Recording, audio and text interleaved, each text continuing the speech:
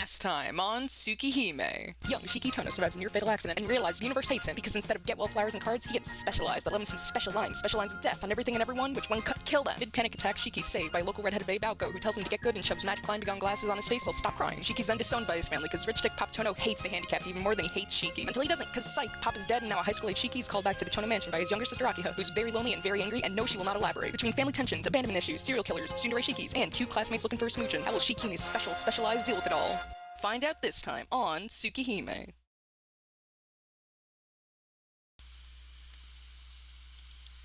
Hello everyone. Good morning. Hope everyone's doing well. What you just saw was a cheeky little Tsukihime summary I made yesterday. Cause I was like, this would be fucking cool.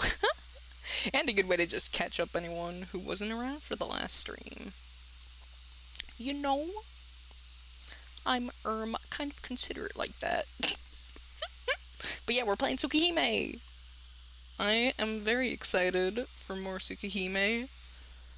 God, I'm so excited to see all the differences between the OG, which is what we're playing, and the remake. Like, I'm already noticing a lot of stuff. And I'm sure that the differences will only become more and more numerous as we progress forwards. But god, this is so exciting! Are you guys excited? I cannot wait!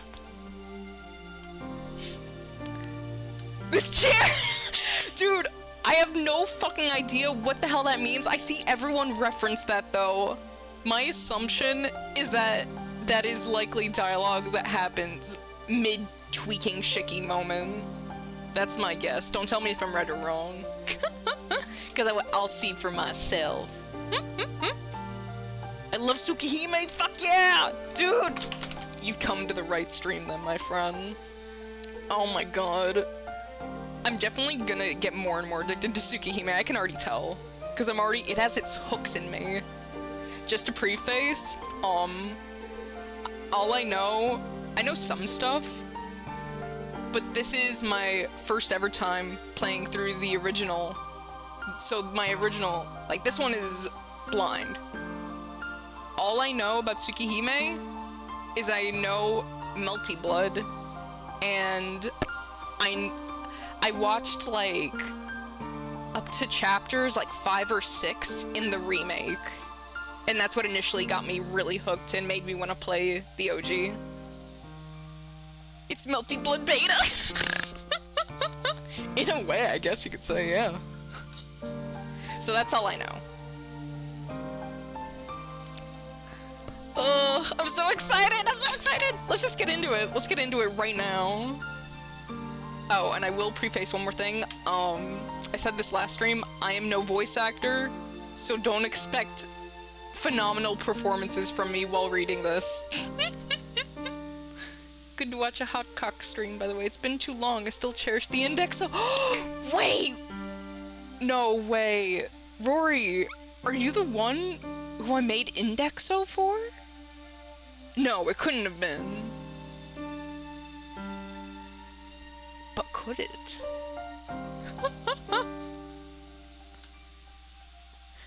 But no, that means that you are an OG if you were around during Indexo. I'm glad that she still holds a special place in your little heart. Cause honestly, Index is just kind of fucking badass, you know? She's so cool. I love when she says unfunny things and and talks in a frequency that would rupture most people's eardrums, you know? It's just really wholesome, it's cute, it's funny, like, it made the whole show better.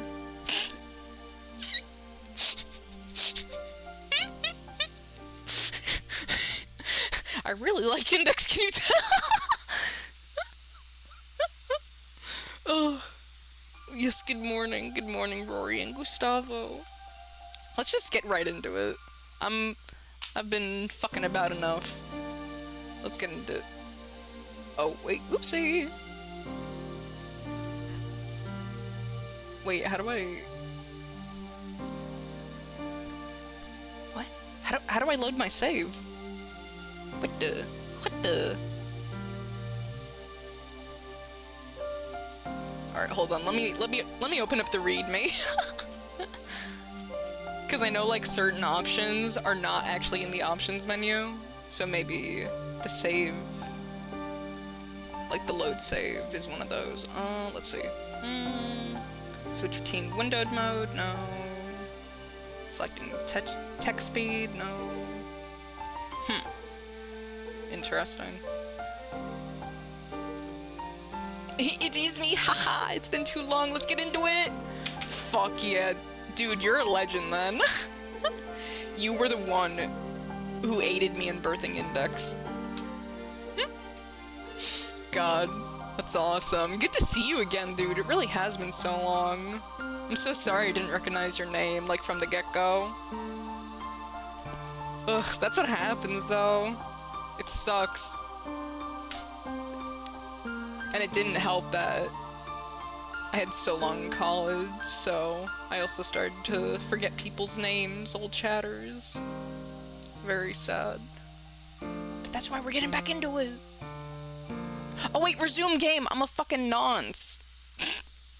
I'm stupid.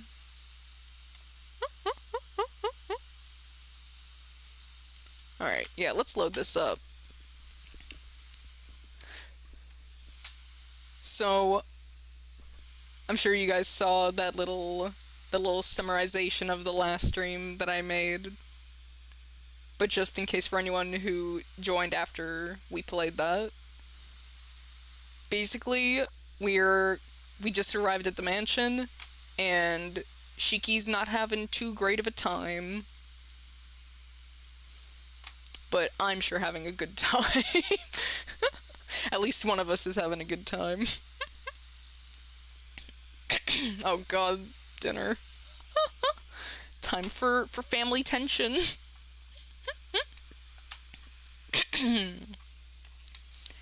Dinner takes place with Akiha and I being face to face. I guess it's natural here, as Hisui and Kohaku-san do not eat with us, standing behind us to tend to our needs. I thought it'd be natural if all four of us ate together, so you could say I'm caught off guard by this inexplicably tense dinner. Are you really surprised, though? Shiki, are you genuinely surprised?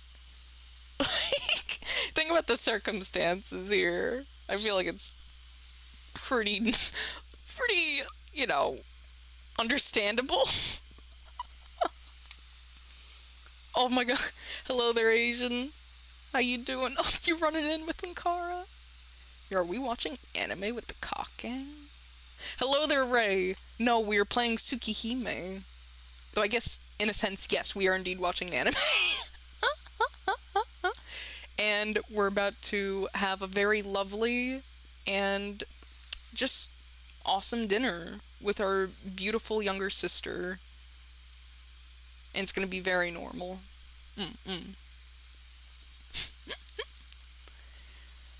I should mention at this point that I've totally forgotten anything related to table manners by now.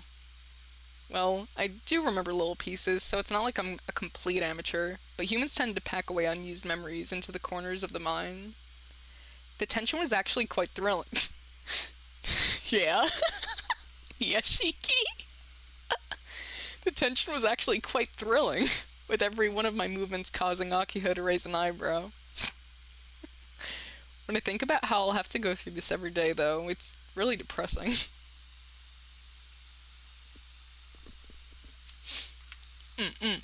And Rory is correct. Finishing dinner, I returned to my room. It's still only just past 8 at night. It's still too early to sleep, so what should I do? You know, guys, I will say, last stream, the fact... Okay, in this scene it wasn't so bad because there was no music to begin with. Why does it cut out the music whenever the choices comes up? It makes it so fucking scary. Like, I feel like I'm gonna die. I feel like somebody has a gun to my head, that Nasu has like a gun to my head, saying, pick the right choice. Pick the right choice, Coco. Go on, don't be scared. Don't be scared, nothing bad will happen. And we have to go like, okay, Nasu. Okay. Okay. Uh. Ooh, actually, this is. Hmm. All these choices seem kind of good, actually, don't they? Except staying in his room. Shiki, come on, be social. You just got home, okay? Catch up with like your sister a little bit. Yeah, I'm gonna talk to Akiha. I like Akiha. Just a peek into Shiki's dark and twisted soul. Dude, I love Shiki so much. He's such a little tsundere. He's an edgy boy, but that's okay. When I get to the sitting room, Akiha is relaxing there alone. There's no sign of Kohaku-san or Hisui. There are 2 teacups on the table, and Akiha is using one of them. Oh! She's so cute! Oh. She's so cute. Keep it together, Coco! She's 2D! Oh? Do you drink tea after meals too, Nissan? No, nothing like that. I just thought I'd come and talk to you. My expression tells her I'll go away if I'm bothering you. Oh my god, I'm already tripping up on my words. We're off to a fantastic start. Then, please sit down. Is tea alright for you? Oh, sure. I'll have anything that's nice. I actually prefer Japanese tea, but I'll keep that bit of selfishness to myself. Akiha takes the teapot and pours transparent red tea into another teacup. Thank you. I sit on the sofa and raise the teacup to my mouth. Before my eyes is the cool and collected Akiha, and it makes me a bit uneasy. I came to talk to her, but to be honest, I don't really know what to say now that she's in front of me. Nissan? You're very quiet. Didn't you come to talk to me? Akiha stares. The atmosphere is not so much that of a younger sister, but more like that of an unfamiliar young lady. It's not one in which I can speak freely. Well, I was just wondering, what have you been doing for the past 8 years? Oh, she's so pouty, so angry. It goes without saying, with Nissan not around, father's attention turns solely to me. Akiha glares in compliance. What? It seems that the last 8 years are a taboo subject. Again, Shiki, you shouldn't be surprised. Think about, like, if what you went through was bad, and that was just in the first 9 years of your life, think about what she had to go through after that. It's fucked up.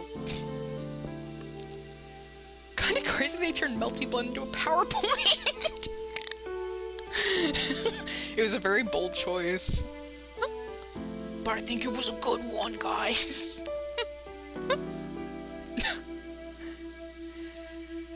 And what about you? What have you been doing for 8 years? I sent many letters, but didn't receive a single reply. I choke involuntarily. Certainly, Akiha sent many letters, but I What? Shiki? What? But I never replied. I was a poor correspondent, but at the bottom of my heart, I wanted to sever all links with the Tono Mansion, and that made me reluctant to write to Akiha.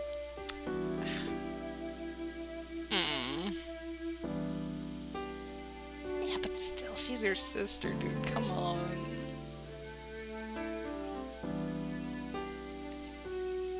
Shiki's a little complex boy. He feels many things. Well, don't worry about the letters. Even if you had answered, I'm sure father would have never allowed the replies into the house. More importantly, how do you feel returning to the mansion for the first time in 8 years? It has changed very little, though there was some restoration work done. In spite of Akiha's words, the mansion still feels completely unknown to me. 8 years ago, I was just a child.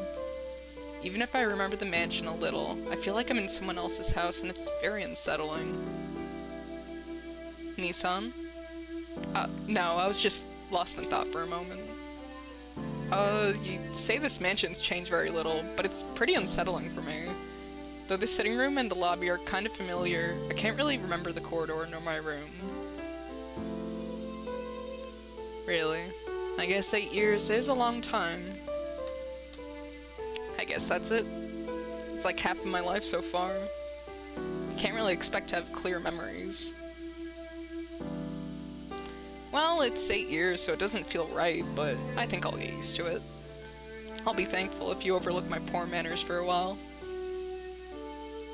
Please, don't be ridiculous. I can hardly look any more leniently upon Nissan's manners than I already do. Shiki really went buh? That's crazy. Ugh, that was close. I almost sprayed the Tio's drink. He almost did a spit take. Shiki, you fucking goof. At supper, Akiha's look sent me into a cold sweat after all I did was use the wrong knife. I see. You were being lenient back then. Yes. I am making concessions appropriate to your abilities. Nissan has been brought up by the Armas, after all. As Aunt Keiko... Well, I don't know why that's tripping up. As Aunt Keiko comes from a branch family, a certain amount of laissez-faire was permitted, and you were spoiled, Nissan. The result is the supper we had a while ago. Akaha really looked at Shiki at the dinner table and she said, pathetic. Oh my god. Well, it can't be helped, can it? We never really thought I'd be returning here. Is that so?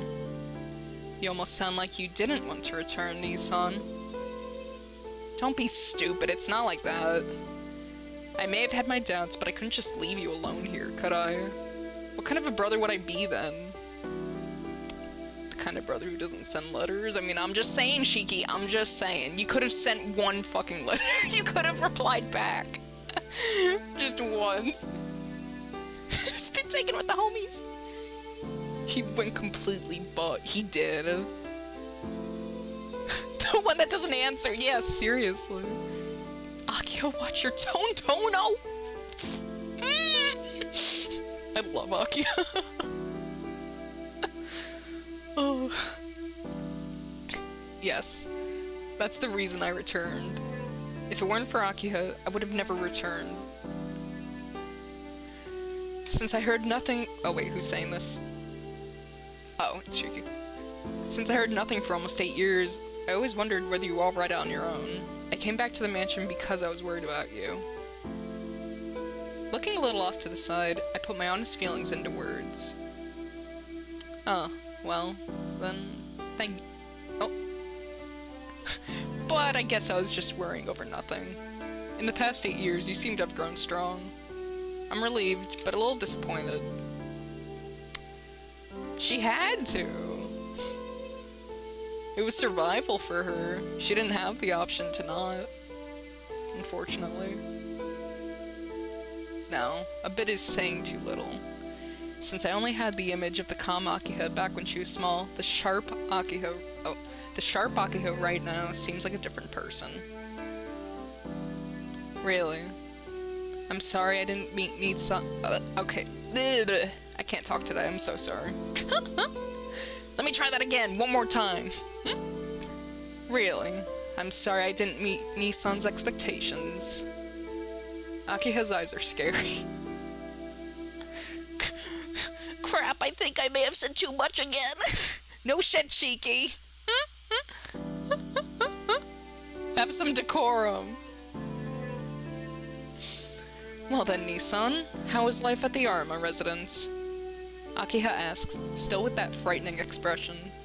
I feel like I'm under terrible pressure even though I'm only talking to my younger sister.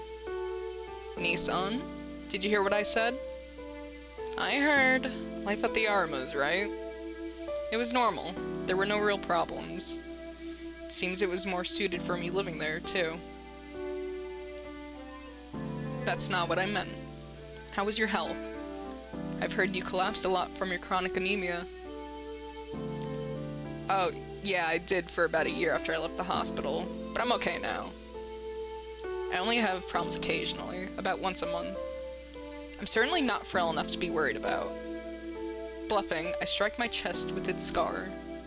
Akiha nods in serious assent. But Nissan, you've also started wearing glasses. After going to the hospital, did your eyesight fail as well? I see. Akiha doesn't know I wear glasses or why I wear them. I can't just explain the lines along which things break, or that they don't appear when I wear these glasses. I can't even imagine how Akiha, Kohaku, or Hisui would react to that. I can't even imagine.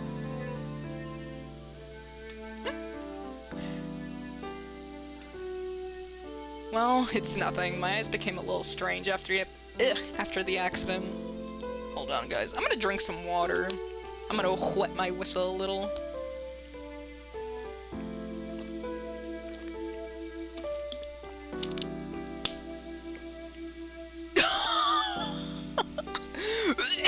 Ray, what the fuck are you talking about?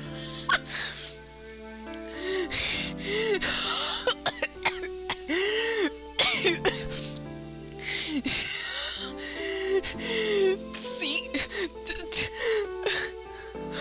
How do I even pronounce that? You're calling Shiki the fucking, like, Greek yogurt-based sauce? What the fuck? That's crazy. That is actually insane.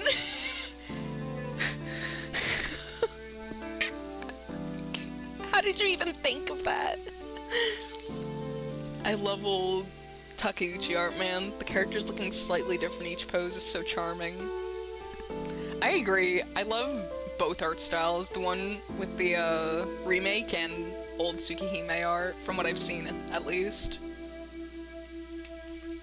Both art styles are good in my opinion. This one especially, like, it feels very homey, you know? Though I guess it's because it's like, you know, 2000s VN. I don't know, it feels nice. Feels like I'm back in my childhood.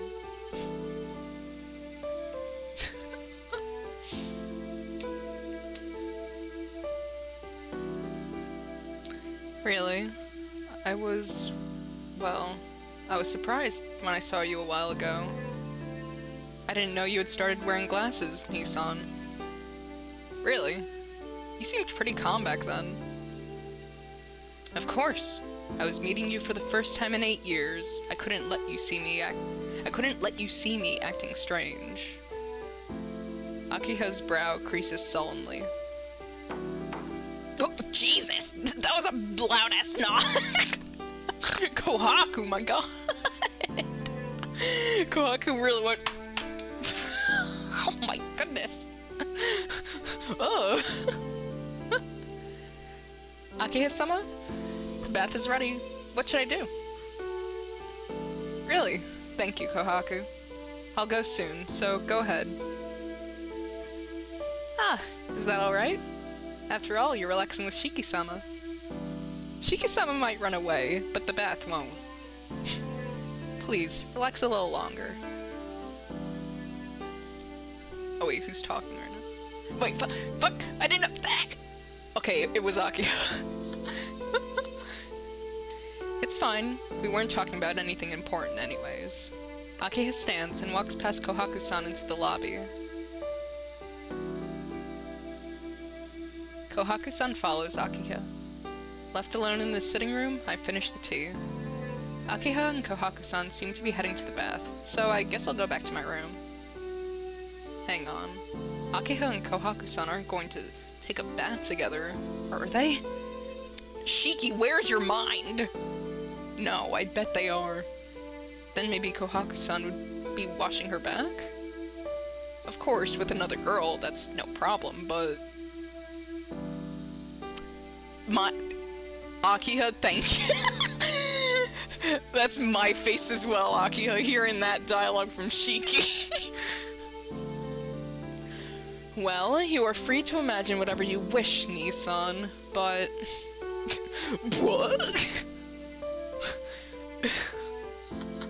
Akiha returns with amazing timing. Don't force Hisui to do stupid things. Unlike Kohaku, she doesn't really get jokes. Akiha looks accusingly as if she sees my thoughts. I'm surprised. Maybe this mansion has some listening devices. Wait, what are you doing back here? Weren't you taking a bath with Kohaku-san? I forgot to tell you something about the bath. Nissan, the large bathroom we used a long time ago isn't used anymore.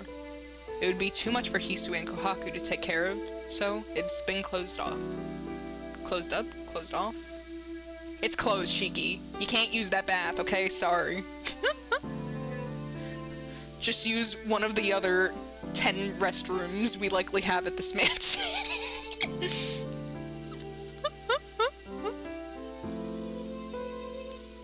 Large bathroom? Was there even such a place? I splutter a bit. Unable to remember, I make a doubtful face. Akiha's brow knits terribly. The bath in the courtyard. You don't even remember that? Well, now that she mentions it, I guess there was such a thing. But this is a European-style mansion. Isn't such a thing a little out of place? Father half liked the Japanese style of architecture. That is why the detached building is Japanese style as well. Anyway, if you want to have a bath, please use your own. The second bathroom behind the lobby is yours, Nissan. With that, Akiha leaves. Alright. With Akiha gone, there's no point in staying in the sitting room. I'll have a bath too, and return to my room. Yeah, you totally get the sense that this was something they handed out on disc at Comiket. Oh, 100%. 100 fucking %. God, those lucky sons of bitches. Could you imagine Tsukihime being handed out at, like, an anime convention back in the 2000s, and you're one of the lucky sons of bitches who manages to get a copy? Like, fuck.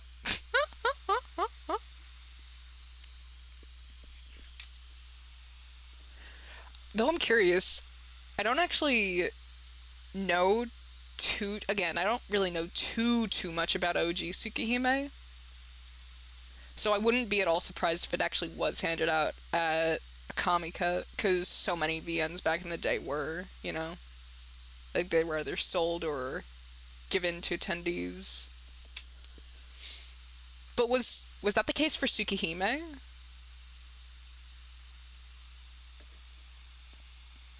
Hisui mentioned day improved. Honestly, real. I thought when starting it that I would like Kohaku more, but again, that's due to Melty. And I still adore Kohaku. I mean, I'll be honest, I love all of them. And that's just from what little I know so far. And they've already managed to make such a great impression. But Hisui's was like a sleeper hit for me.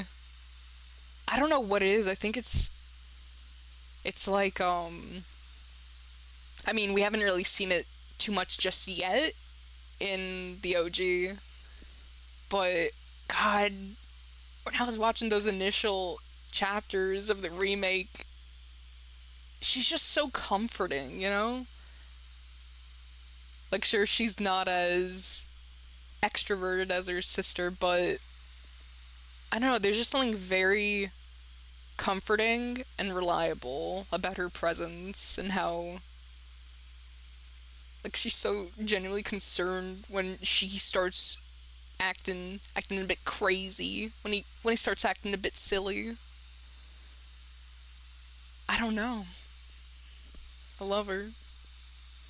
She makes me feel like everything's gonna be okay. Use the rest of this big-ass mansion. Free cool game. Hand out Tsukihime at Del Taco, you count. That's crazy. everyone likes getting one. I mean, I wouldn't mind getting a Tsukihime. I mean, when I return to my room, the bed has been made. I guess Hisui did it when I was gone. I'm glad she did, but it's really more than I deserve. I scratch my cheek. Then, oh my, the fucking knocking scares the shit out of me. Who's there? Oh, it's Hisui. Are you there, Shiki-sama? I can hear Hisui's voice along with a knock at the door. Yeah, I'm here. Come in.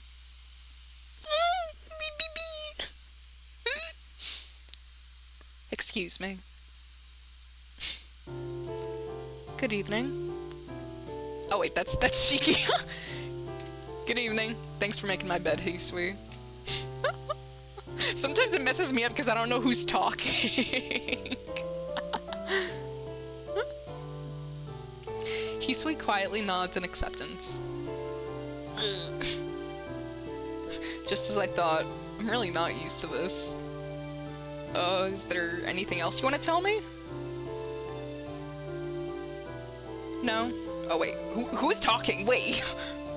Okay, Shiki cringes, cause, cute maids my age, not used to that. So he cringes. Just a thought, not used to this, okay.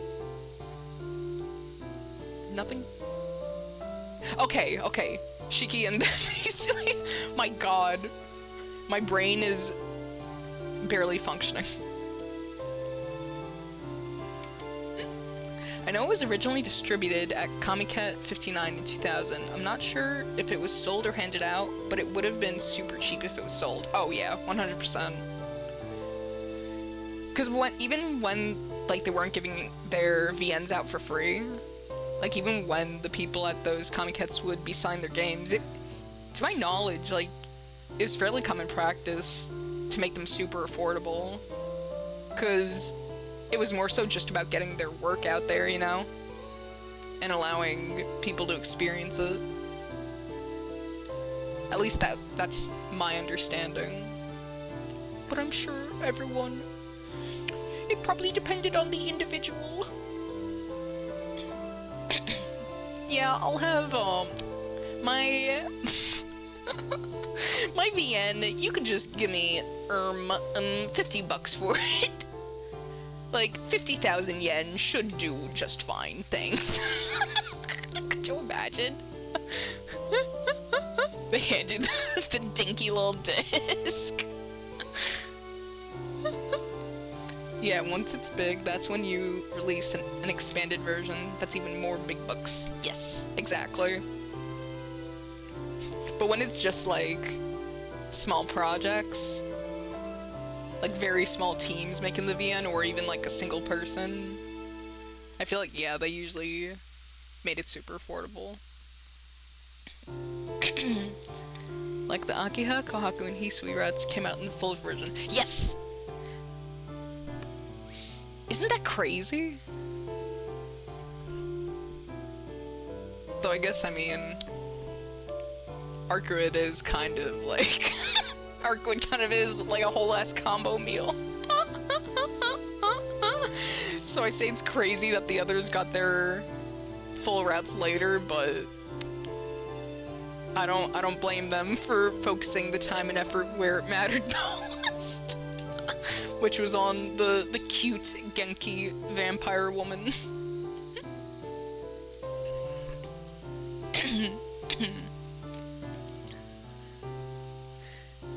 Okay, let's get back into it. I'm getting off on a bunch of tangents. That white woman takes up a lot of space! Dude, I'll let her take up all the space she goddamn wants. I'll give her everything. Like, how could you not? Maybe there's a strong person out there who is incapable of falling victim to Arcwood's charms, but I am not one of them. That woman has me. But anyways, back to Shiki.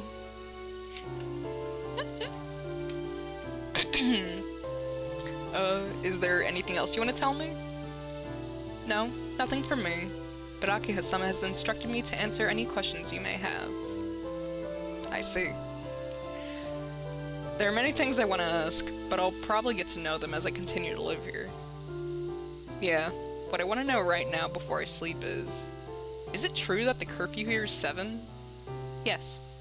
The main gate is locked at 7, and all the entrances to the mansion are to be locked at 8. It is also a rule that one must try not to go walking around in the mansion after 10. Not even walking around in the mansion? Well, I've got no complaint with that, but isn't that kind of harsh? Akiha and I aren't children, so I don't think you should have to go that far. Indeed. It is a rule, however, so please abide by it. You are aware of the recent disturbances at night, are you not, Shiki-sama? Shiki-sama?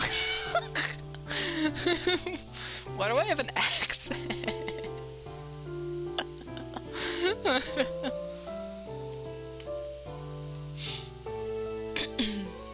Yeah, that vampire thing Arihiko was talking about. Well, as long as something like that is happening, I guess it's better to be safe than sorry. What else? Oh, do you mind if I ask an off-topic question? Yes, what is it? I'd like to know what kind of work you and Kohaku-san do around here. I am here to serve your needs, and my sister Kohaku is to serve the Lady Akiha-sama. In our spare time, we do the maintenance chores around the mansion. Is there anything more you would like to know? To serve. So that's what it is after all. My shoulders suddenly feel heavier. It seemed completely natural to Akiha when she said it, but I'm nothing more than a normal high school student. I have no interest in having a girl close to my age serving me. At least for now. Shiki? Shiki? Hello? What does that mean, Shiki? By serving me, you mean your personal servant? Yes. Please do not hesitate to give me any instructions. Well, I get it. Going by how Akiha was talking about you, it doesn't seem like I can dismiss you, so I'll just obediently let you serve me. Is there anything in particular you would like? No, nothing in particular, but could you stop calling me Shiki-sama? To be honest, I get chills down my back whenever I hear it. But Shiki-sama, you are my master. That's what I'm saying I hate! But Shiki, she can't do that! There's a hierarchy! She's gonna feel... you're gonna make her uncomfortable.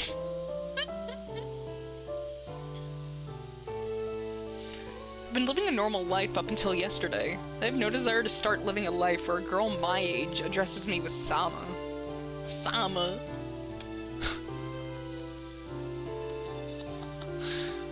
My pronunciation is gonna be terrible today, I can just feel it. Not to say it's ever good, but... You're my master? Wrong game, Nasu! Is it fucked up? I think I know what you're talking about.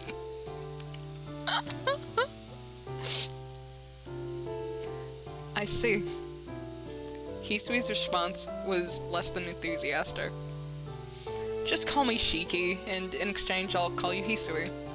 Let's do away with the formalities and just be more casual with each other.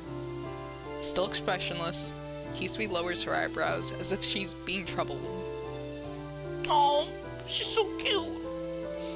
But you are my employer. It's not like I'm hiring you. You're the one doing the things I can't, so you're the great one. I see. Hisui gives another unenthusiastic reply. What noise? Who's there? Who's there? The real ratio, thank you for your follow. Ugh, horrible decision, really. Terrible, in fact. Honestly, shame on you. Nah, I kid. We ain't even doing anything bad today. We ain't even doing anything bad. So honestly, you're okay. You're okay. You're in good hands. But yeah, how you doing? Are you enjoying Tsukihime? Sorry I can't read. Sorry I'm illiterate. And sorry I cannot pronounce Japanese. I'm just a weak cock. I hope you understand. Also, I gotta stop apologizing. I think it's just because I don't know. I feel ashamed in myself, you know, because I wanna do Tsukihime justice, but unfortunately I lack the capabilities. Fucked up. Fucked up.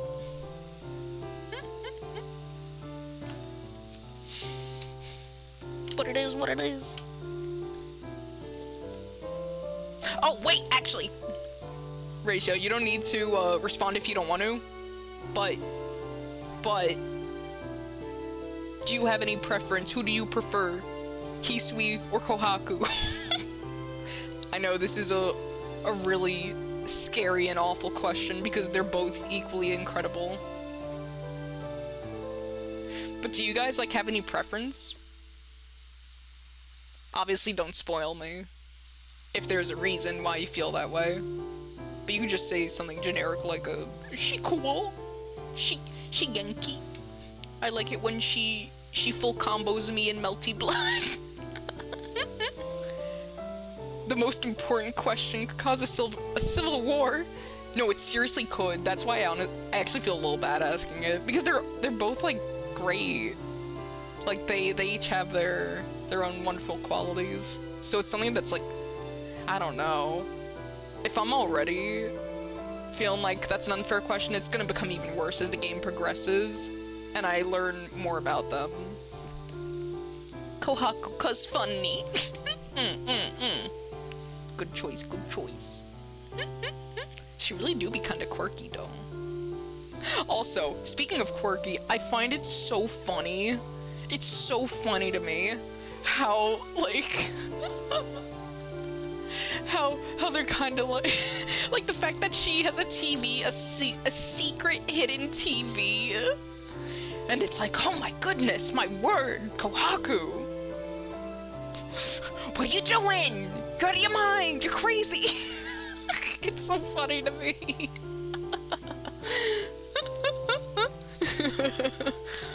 Kohaku, what the fuck? Like she's just watching TV.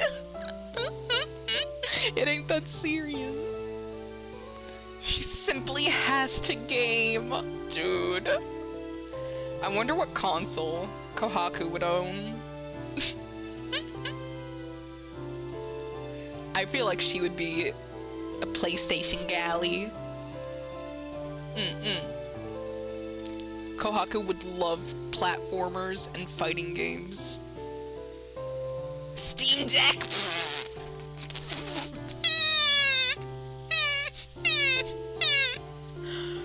That...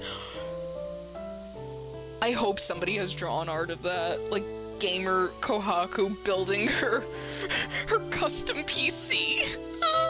And she whips out her Steam Deck. Oh, ooh, looks like a little bot was sniped.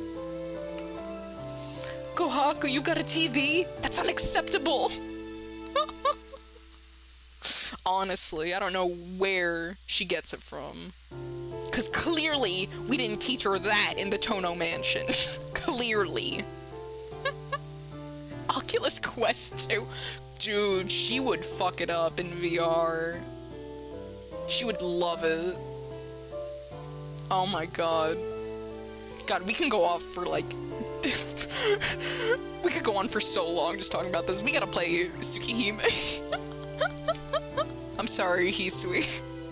We're over here going on and on about your sister when you're right in front of us. Now we're the rude ones. Chat, say apologize to Hisui, okay? Honestly. Next thing I know, you guys are gonna start watching TV as well. Like, what the fuck? Sorry, dude. I'm so sorry, Hisui. Good. See, you guys got a good head on you. What have I done? It's okay. She would forgive you because she's very kind.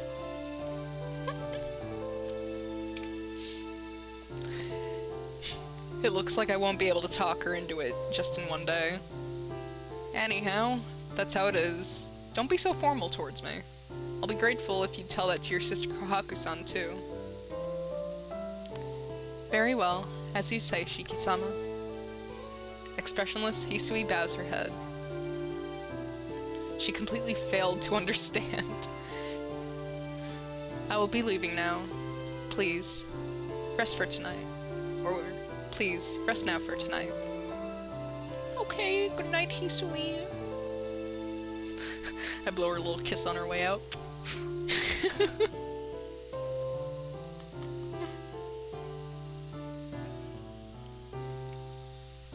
Bowing, Hisui puts her hand on the doorknob. Oh, I forgot to ask something. Oh, hold on a second. Hisui! Hisui! Running towards the door, I put my hand on Hisui's shoulder. Oh my goodness! Shiki, calm down! Running towards the door, I put my hand on Hisui's shoulder before she leaves. In an instant, Hisui's arm pushes my arm away with incredible momentum. With a whack, she slaps my hand away and leaps back. Oh, you scared her! Shiki. He's so used to... like... yeah, no, he isn't used to living in this environment. I mean, obviously. But it makes me feel bad when he's unintentionally causing them to feel uncomfortable. They just gotta get used to each other. It's so sudden that that's the only thing I can say. Hisui is expressionless, but she glares at me fiercely. Did I do something wrong? I'm very sorry. Hisui's voice sounds nervous. Nervous. Hisui, it's okay. I'm just a gamer. I'm not used to being touched. Please forgive me. Oh no! Hisui's shoulders are faintly trembling. No! I just feel like I did something really terrible. It's alright, Shiki, it's not your fault. Oh, yeah, I'm sorry. I apologize. I apologize without thinking. I don't understand why myself. I just feel sorry for Hisui and I lower my head. Not used to being touched. Maybe she's the gamer sister? I think she's the lesser gamer of the two, though. She's the casual gamer. Like, Kohaku is like... is Dorito finger gamer. And Hisui is like... I play games on my phone. You know?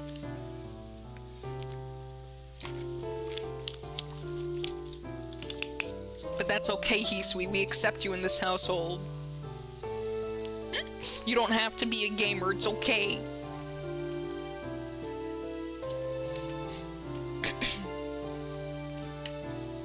Hisui says nothing. Hisui's hearing all the shit we're saying about her and Kohaku. She's hearing the voices.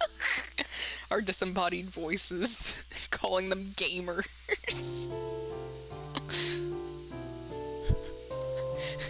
Shiki, I feel a disturbance. I get the feeling her stare is calm again. You have nothing to apologize for, Shiki-sama. I'm the one to blame. No, well, maybe, but I scratch my head. Hisui stares at me, pausing only to blink for a second. What was it you wanted to ask me, Shiki-sama? That's right. I stopped Hisui because I wanted to ask her something. Oh, I wanted to ask about Akiha. Doesn't she go to a boarding school? That was only during middle school, Shiki-sama. From this year onwards, Akiha-sama has special permission to attend school from home. Damn, Akiha's working remote? Dang, Akiha! She's 20 years early.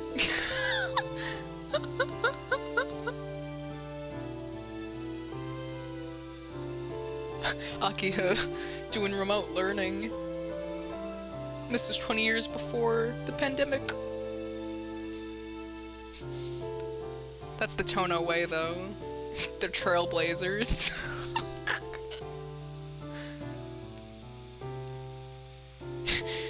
Shiki-san!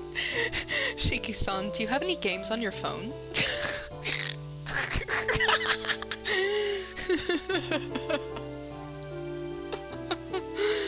Dude, that's so funny.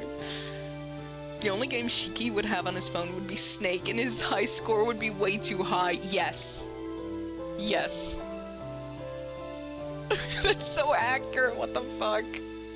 Shiki would. He would have just a default game that comes with the phone. He would never bother to download any others. Not that he has any reason, he just would never do it. But with that one, with like the one or two few default games that he has on his phone, he would become a beast at them. Like, don't go up against Shiki and Snake. He's gonna fuck you up.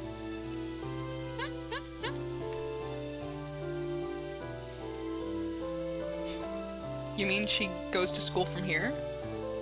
Yes, but it's uncommon for her to come home before dusk like today.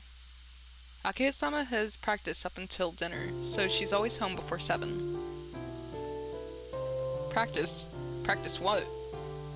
Today's Thursday, so she would have violin practice. Whips floppy brow around. Shiki, it's not that surprising. She's a refined young lady. You think she isn't cultured? Usually, she's able to return before dinner on weekdays, so if you have anything to say to Akiha-sama, please let Ne-san know. Wait. So... I'm sorry, is my brain going a bit crazy? I thought it was Hisui saying this. Oh, Ne-san, she's talking about... Oh, she's talking about Kohaku. I am stupid. Oh my god. Hisui, yeah, you're right. Hisui's the younger sister. Fuck. Dude. I was like, wait, what? Hisui, she wouldn't refer to Akiha like that. Okay, yeah, I'm just silly. Please let Ne-san know after dinner. And please, make Coco take her meds. Hisui bows to say goodbye and leaves the room. Violin practice. What on earth is that? She's not some upper-class lady or anything, so why would she have to do something as bothersome as... Oh, wait. She is an upper-class lady. Shiki. I love the way Shiki's brain works. It's so silly.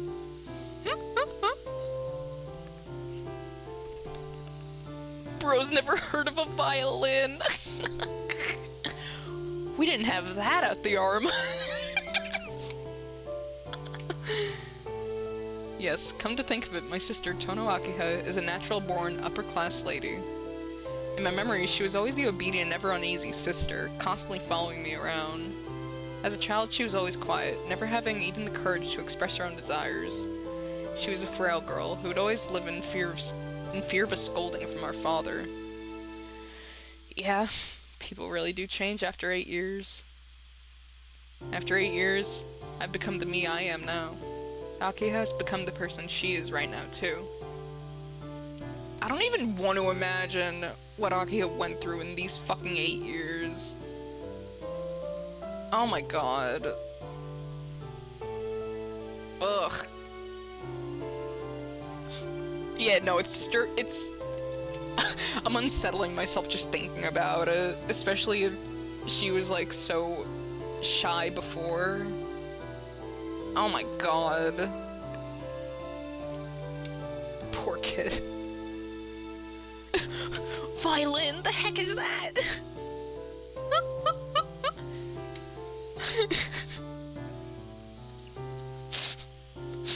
Oh, Shiki's so silly. 8 years is a long time. It's half of our lives up until now. I was absent from this mansion during that vital period where a child becomes an adult. I'm sorry, Akiha. I think things would have been better if I'd been with her during those 8 years. I unknowingly mumble an apology.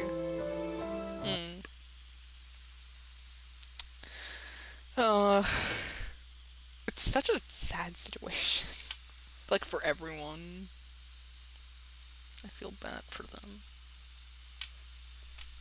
But you know, I'm sorry, we're getting off on a lot of tangents this stream. So apologies if you find it a bit annoying, if you're just like, Coco, just keep reading. But I will say, I know that apparently, I don't know how this actually comes into play, and I could be wrong, you know? This is just me hearing things secondhand. But I heard that in the remake, that Shiki, some of his thoughts and personality traits are more, consistent, you could say? Like, is that true? Like, in the OG, there can be some out-of-character moments for him? Actually, maybe I shouldn't. Would that be a spoiler? I'm just gonna keep reading. I'm thinking about things that shouldn't be thought about, I should just experience. Stop asking, just keep reading.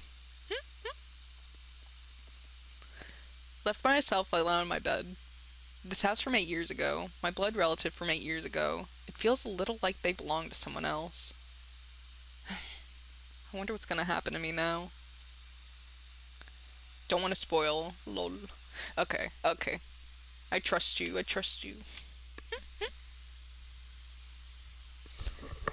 You just ignore the silly little streamer. I'll get my answers. I just gotta read.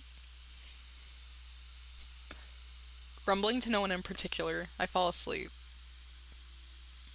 Buckle up, keep reading. Yes, Chief. Ow.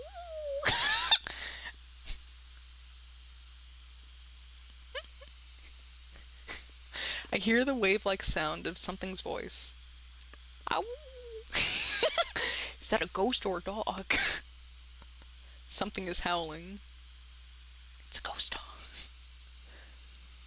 It's too sharp and high-pitched to be a stray dog. Ow! It echoes in my eardrums. Is it howling at the moon? Ow! This doesn't feel right. The beastly howling is beginning to give me a headache. Ow! It doesn't stop. Ow! Ow! Ow! Just shut up already! I wake up. I can hear the sound of a dog barking outside the window. The clock indicates it's just past 11. Oh no. This is more than just a neighborhood nuisance. Damn, I can't sleep like this. The dog's howling comes from somewhere near the mansion's fence. It doesn't seem like I can go back to sleep at this rate. Even Akiha and the others wouldn't be able to sleep with a racket like this. Since I'm the only man in the house, I guess I've got no choice but to go investigate. I think it's coming from the right side of the mansion. I open the curtains and check what's happening outside. And outside my room is a large tree. On one of the branches is perched a blue crow. Ooh, cute! Oh. Wait, that's... Wait, that's a bit scary. Oh. Wait, that's unsettling. Oh god. In the dark night, I can see nothing but black, and yet it's quite clear to me that the crow is blue. I've never seen or even heard of a blue crow before. It glares at me.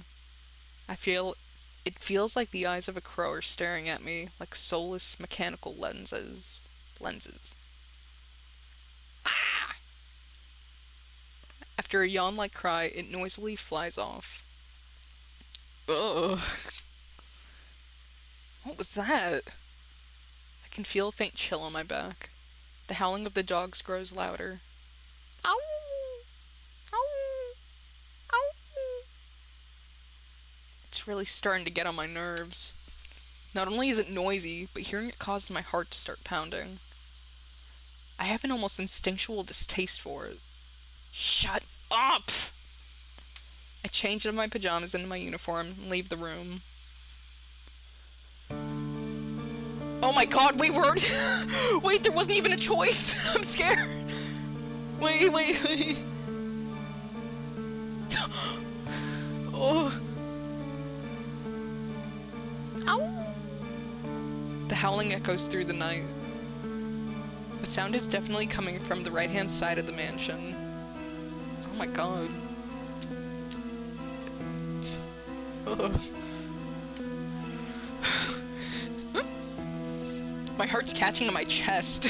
I feel tense. For some reason... Oh wait, did I already read that? Now I'm tweaking out. The high walls stretch their way around the mansion. Clearing my throat, I head towards where the dogs must be gathered. Oh my gosh. Ugh. I arrive at where the howling originates. Huh? Ow! The howling doesn't stop, but there are no signs of any dogs. All there is a person. Under the light from the streetlight that carves apart the darkness stands a man in a dark coat. The howling is coming from right beside him, but there are no dogs to be seen anywhere. The man in the coat is pretty tall. He has a strongly built body, and his back is facing me. My throat is so dry. You and me both, Shiki. I'm getting scared. Ow! The voice of the dog resounds in my ears. The night air coils itself around my skin. For no apparent reason, I have difficulty breathing and moving, as if I'm at the bottom of the sea. Cry overhead. Oh my gosh. A cry overhead. With a loud flapping of its wings, the blue crow lands onto the man's shoulder. Then, suddenly, the crow vanishes. Huh?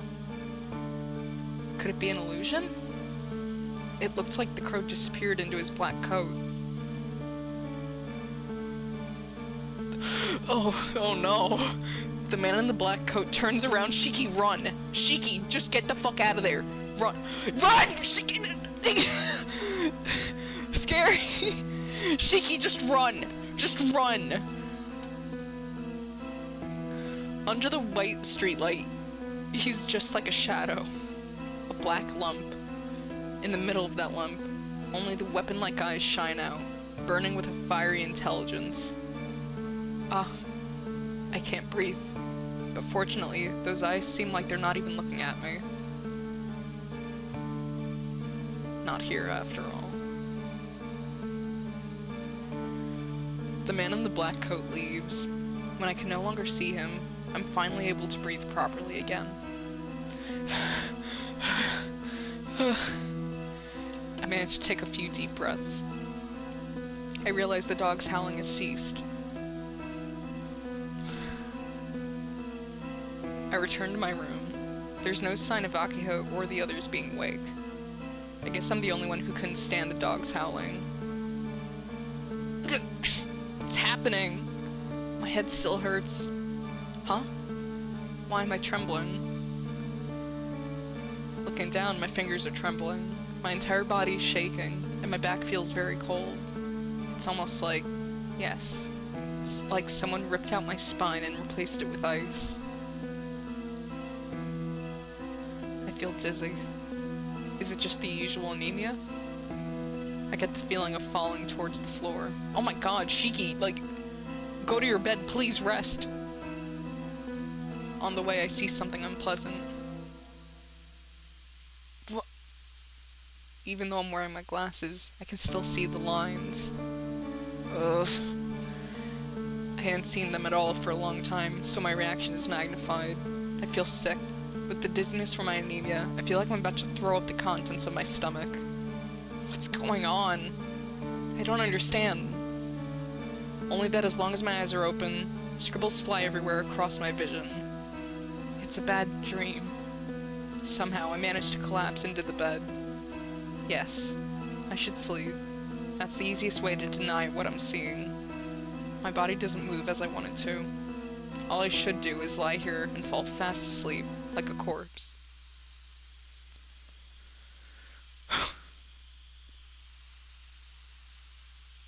Chapter 2, holy fuck.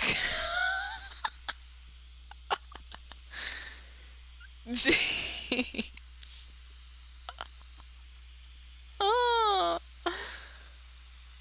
Oh. That was scary. That made my chest tense up. I'm sure I'll be having a lot more moments like that, though. Because that was... I'm gonna stop making so many, like bringing up the remake. Because that could all just be discussed at a later time. Once I've played through more of the game, we could have like a little, just chat about like talking about the differences between them because it's fun. But that scene wasn't the original. I mean, what? In the remake. You're playing the original Coco. But the guy wasn't shown.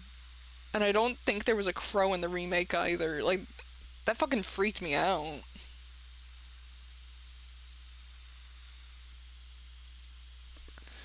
Ugh. Shiki's determined to kill that dog. He hated it. I'm almost curious what Shiki would have even done if there was a dog, Like, would he have, like, thrown a stone at it or something? Or just, like, shoot it away? Like... Or maybe it didn't really matter. He just wanted to find the source of it. But god, how fucking terrifying. Not only do you experience that whole thing, but then the lines, you start being able to see them even with the glasses. Like, that's hell. Fucked up. Shiki's going through it. Shiki accidentally stumbling into my IRL puppy girl meetup. Ew. No. Oh, Lord. Bro, I'd run back just by not finding any dog. Right? Like, the moment I see that there's no dog and they're still howling, I'm getting out of there. Ugh. Shiki is far braver than I don't even think I would have even gone out. But then again, it's like, how ear-splitting was that howling, I would have tried to, like, block it out with something, but if that didn't work, I might just be desperate enough and go outside. By the way, I just want to give Nasu major props for the awesome pun of Mystic Eyes of Death Perception. If I came up with something that good, I would also use it twice. It is really good. He got them special eyes. Sensei told me, my eyes could see the points where things... Ugh. My eyes could see the points where things could easily be broken. And if that thing were to be a person, then what would I see? Then what I would see would be their vital spots. Wow. I swear I can read, guys. Lines which, if cut, could break something apart without any effort. With those lines, even things as hard as steel could be easily cut. In other words, everything in existence has its destiny of breaking internalized within it. This is something inescapable for anything with a physical form, Shiki.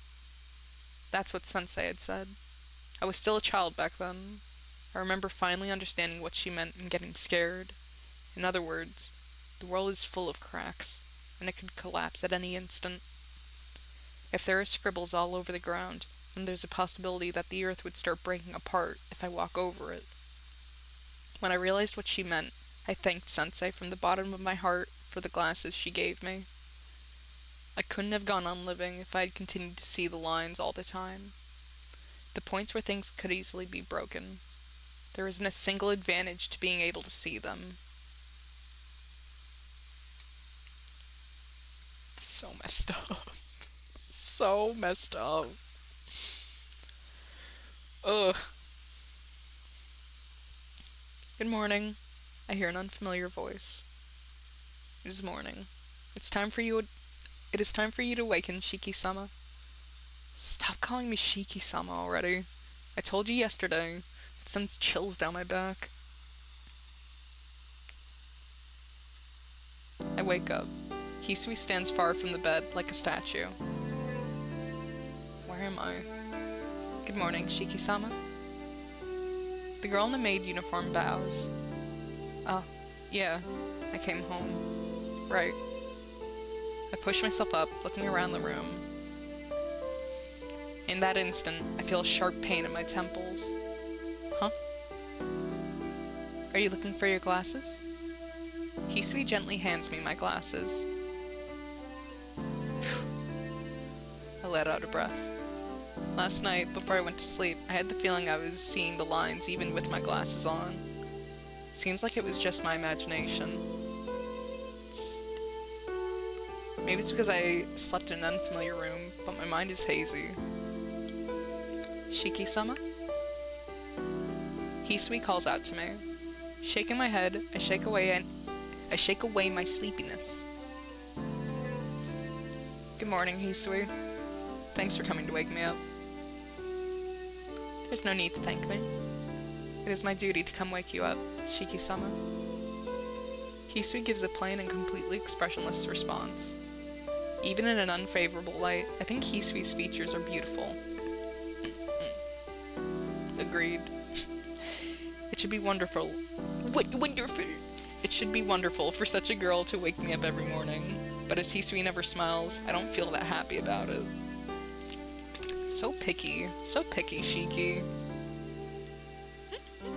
Shiki really said you should smile more.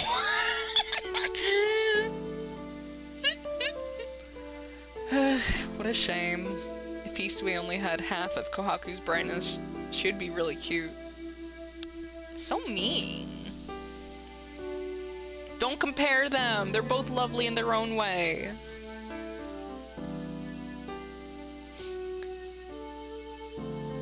Do you need something? Realizing I am looking at her, Hisui stares straight back at me. No, nothing at all. Waking up with you there makes me feel like I'm really at the Tono Mansion. Now then, getting off the bed, I stretch out both arms. Suddenly, I realize I'm wearing pajamas. Pajamas. I'm sure that yesterday Huh? I thought I slept in my uniform last night. Yes. Since it's bad for your health to do so, Ne-san changed your clothes and put you to bed afterwards. Hisui explains it as if it's something completely natural. Or perfectly natural, rather. I see. She changed my clothes. It's true that I could have caught a cold if I had just slept like that. Just the kind of attentive service you'd expect from a maid. Hey, wait a minute! What? I quickly check my pants and underwear. My pants are brand new pajama pants. Even my underwear is new. I want to say, what the hell did you do? But somehow the words are stuck in my throat. I've got to calm down and think things over for now. Let's see. First of all, half the blame belongs to me. And the one who changed me wasn't Hisui, it was her sister, Kohaku-san. It would be wrong to complain to Hisui. Hisui? Yes? What is it? You don't have to do anything uncalled for like this from now on. If you have to, please wake me up. I can change myself, so I'd like to do so. My face is a deep red as I say all that. Hisui obediently nods in affirmation. Your uniform is folded and awaits you over there. Please, come to the sitting room after you've changed. Bye, Hisui. Damn it. How careless could I be? It was careless of me to begin with when I fell asleep on the bed like that. But to not have woken up while I was being changed is over the top. Usually I would have sensed it, but maybe I was just really tired. Complaining to myself isn't going to change anything. I can't just keep standing here talking to myself like an idiot. Better hurry up and change, then go have breakfast. My school uniform is neatly folded, and my shirt is evenly ironed. Passing is even ironed. God, I'm just adding words, I'm changing words.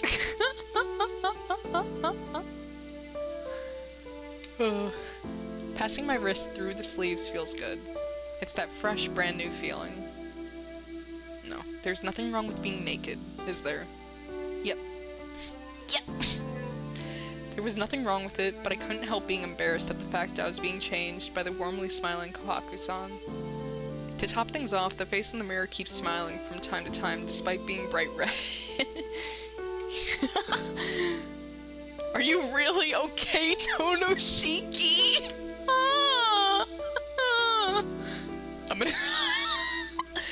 I'm screenshotting that. Are you really okay, Tonoshiki? Question of the day.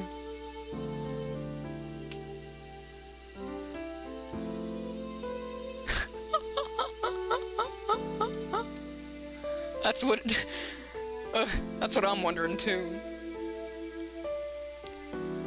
I'd like to think after writing Kara no Kyokai, he thought, yo, wouldn't it be super scary if Shiki couldn't turn that off? Holy shit, I've got an idea. Shiki doesn't get the appeal of the kudere. We should kill him with hammers! That's crazy. But you know, I enjoy myself a good kudere. But I always did go more so for the extroverted, Genki types. But even then, it's like, come on. Hisui's so cool, though. Like, not all kuderes are created equal, okay? But, Hisui. Hisui good. Hisui good. Very good. I like. But yeah, with that being said, we should indeed kill Shiki with hammers. Real and true.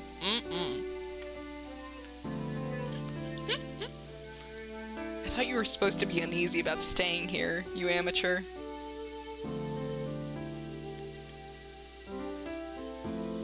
Akiha and Kohaku-san are relaxing in the sitting room. Akiha is wearing the uniform of the Asagami Ladies Academy, a famous school for young girls. They are drinking tea together gracefully, as if breakfast ended a long time ago. I agree both of them. Oh wait, maybe I should. I was wondering this. Are these all the saves that they give you?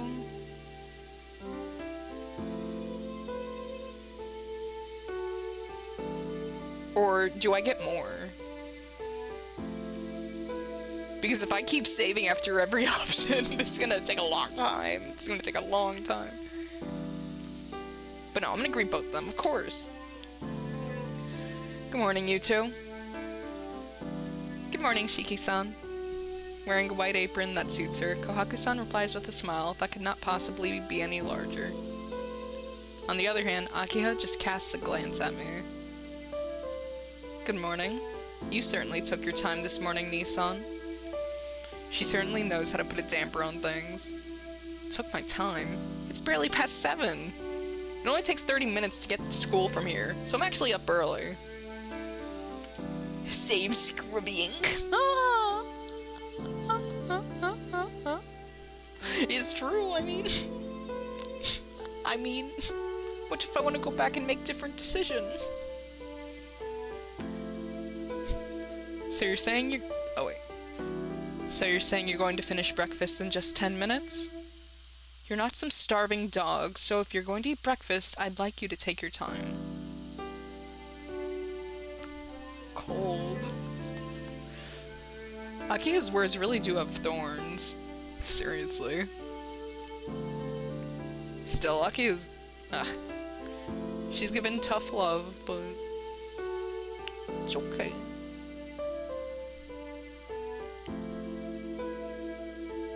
I'm not a dog, Akiha. Then I remember. Speaking of dogs, there is what happened last night. Hey, about what happened last night. Does that happen every night? What? Akiha tilts her head slightly in response to my question. It seems the point of my question has completely failed to reach her. I'm talking about what happened last night. That noisy racket.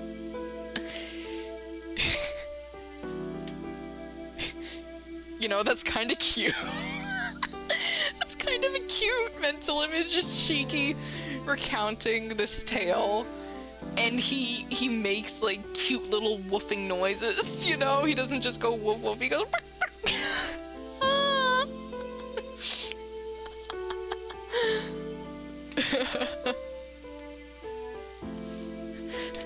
That's a very good dog impression, Shiki. Thanks. I've been practicing.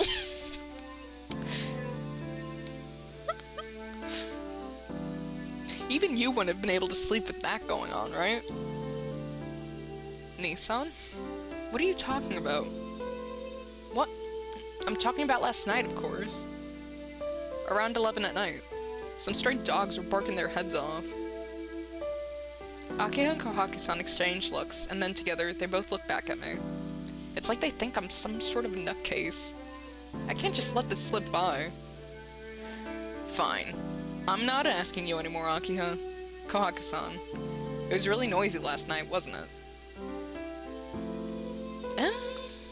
Was it really? I did think that... I did think the wind was quite strong, but the only unusual thing I found while looking around late at night was you, sleeping in your uniform on top of your bed. Ah. Yes. I'll be more careful from now on. What? What happened, Kohaku? Oh, nothing in particular. Shiki-san just has bad sleeping posture, that's all. Kohaku-san dodges Aki's questions with a smile. Come to think of it, Kohaku-san is calling me Shiki-san now. It seems like Hisui passed on my message from last night. Very sweet of her. Are you sure neither of you noticed? Those dogs were barking for about 30 minutes straight last night.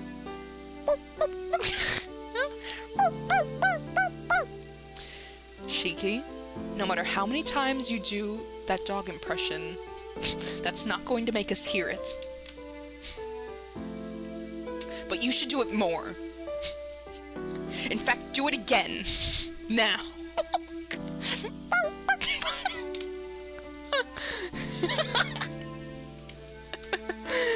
Doggo Shiki. I'd want to say too, don't want to see that smug fuck-ass cat. Oh, does it do that in the original as well? Because in remake, like, when you get a bad ending, you get fucking Neko Arc and CL, and they basically talk shit at you. Wait, that happened? You know what? I'll figure it out when it comes. Don't tell me. Don't tell me. In fact, bark for me. If that isn't noisy, I don't know what is. It really was a woof woof, woof woof panic, wasn't it? That's so cute. Kohaku, you're so cute. Somehow I get the feeling Kohaku-san has missed the point. Well, that's basically how it was. I don't remember anything like that. You don't either, do you, Kohaku? No, I don't. Sorry, Shiki-san. There wasn't anything particularly like that last night that I can remember. Then, it's decided. The only possibility left I can think of is that Nissan had a dream about it. Ugh. Well, now that she mentions it, maybe it was a dream, but... You must have had a nightmare because you aren't used to the mansion yet, Nissan. Oh. Oh wait. That's still her talking. Oh. I know what. If that stray dog barks again tonight, perhaps we shall start keeping an extra vicious guard dog here. A malicious giggle comes out from Akiha. See, Akiha got jokes. Akiha got them jokes. I am now out of time, so please excuse me, Nissan. Please do take care to not get attacked by any dogs on your way to school. She's so cheeky. Akiha leaves the sitting room. Kohaka-san leaves to escort her to the doorway. Now seems like a good time to come to a conclusion. Given what's happened from last night up until now, it's a no-brainer to work out that for some reason Akiha really hates me. She's a little passive-aggressive, yeah. And I can see how you wouldn't respond well to that, Shiki, but to be fair, I mean... no response in 8 years, you know, you would feel a little bit upset. A dinner and a breakfast together with the family isn't gonna change 8 years of ignoring her. Nissan, I think you're taking this having that dog in you thing too far. He can't help it though, he do got that dog in him. And they are wooing something fierce. He cannot help but woof. I leave for the lobby after I eat the breakfast Kohaka-san made for me. Hisui's in the lobby waiting with my bag. Will there be enough time, Shiki-sama? Yeah, it's not even 20 minutes to school from here if I run. It's 7:30 now, so I can make it, even if I take the long way. Satisfied with my explanation, Hisui nods. Very well. I will escort you out. Yeah, thanks. It's a terribly embarrassing thing to have a personal servant. Ah, Shiki-san, please wait. With pattering footsteps, Kohaku-san runs down from the second floor.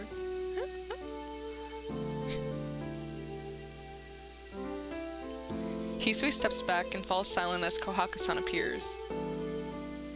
Huh? Weren't you with Akiha? Lady Akiha goes to school by car.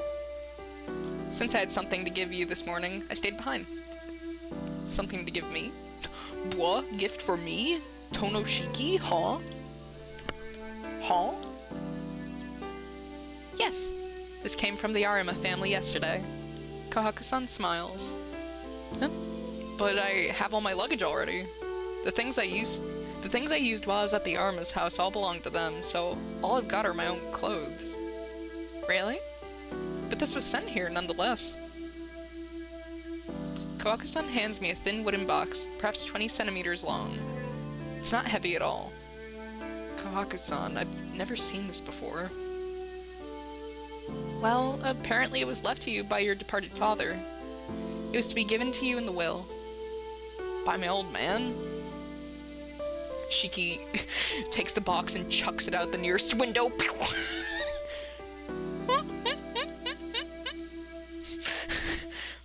Whoa.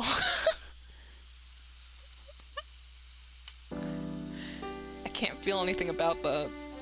What's the old man who expelled me from this mansion 8 years ago doing, leaving me things? Oh well. Kohaku-san, please take it to my room for me. Kohaku-san is staring intently at the wooden box. She seems almost like a child who wants a toy.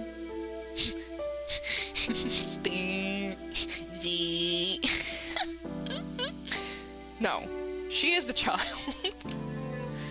I get it. You want to know what's inside, right?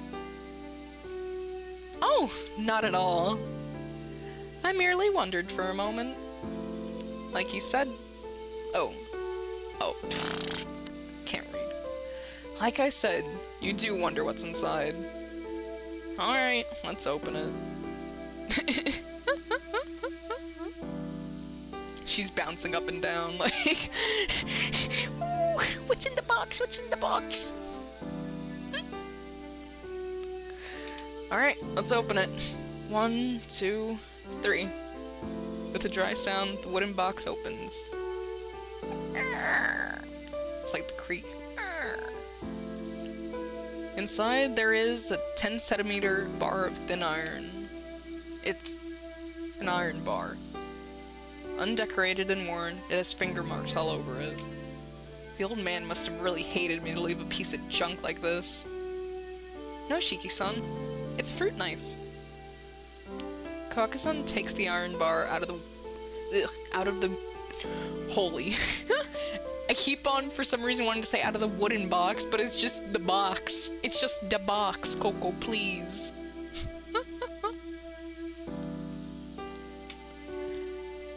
See? Isn't it one of those folding knives? 1, 2, 3.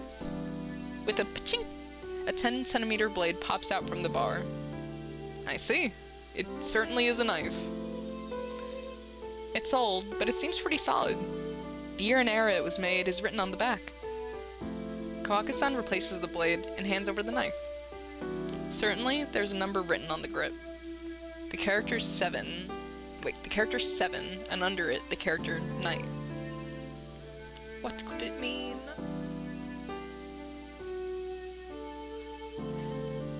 Nei-san, there is no era by that name. It just says Nanatsuyoru. What? Shiki keeps on just whipping his head around, that silly little head of his. Surprised, I turn around. Hisui, who had been silent until now, was looking at the knife. Hisui, who had been silent until now, was looking at the knife over my shoulder. You surprised me, Hisui. You should say something. You don't have to look over my shoulder like that, you know. If you want to see it, I'll show it to you. She's so embarrassed. Hisui's cheeks suddenly become a little redder. Please excuse me. That knife is so beautiful that I cannot help myself. Beautiful? You really think it's beautiful? It looks kind of beat up to me. Not at all. The tempering of the blade is masterful. I think it is a knife with its own proper history. Really? It looks to me like a piece of junk. But since Hisui seems so convinced, I begin to feel the same thing. In its own way, I guess it's not such a bad inheritance. 7 knights. Maybe that's the name of this fruit knife? Maybe. Though I can't imagine him naming a knife like that.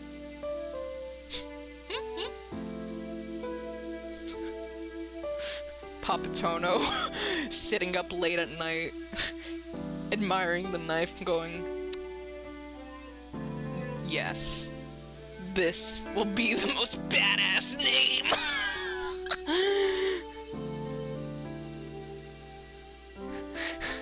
7 days in week, boom. Night, that's what it is right now, baby. Boom, 7 nights.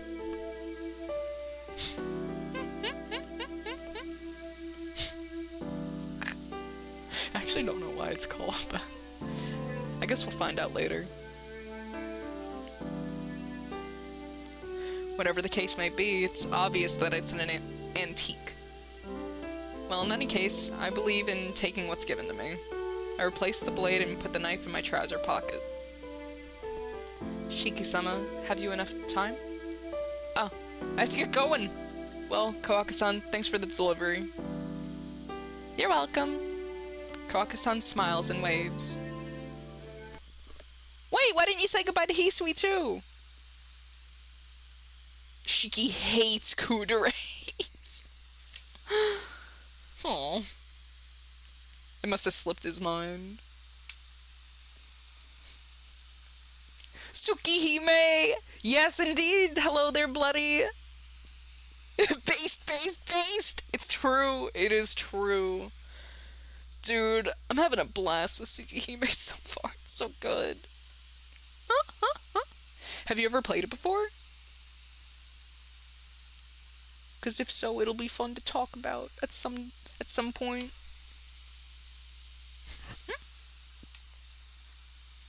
We can talk about how much we both want to smooch the vampire lady. Maybe. Maybe. Mm, mm, maybe.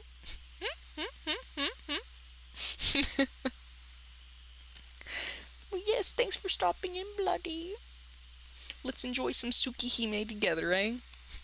And you could enjoy, me barely knowing how to read. What is that little... What? Bye? No! Cheeky bastard, you come and just say hi and then you bounce. What do you think you are? You're a little bloody rascal is what you are. But yeah, Shiki just got his epic fruit knife from Dead Papa.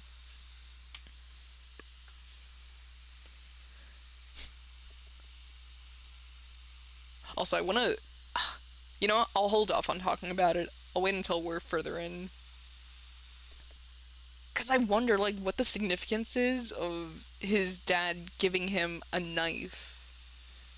Because obviously his dad didn't give a shit about Shiki. Like, Papa Tono hated Shiki. He's fucking dickhead.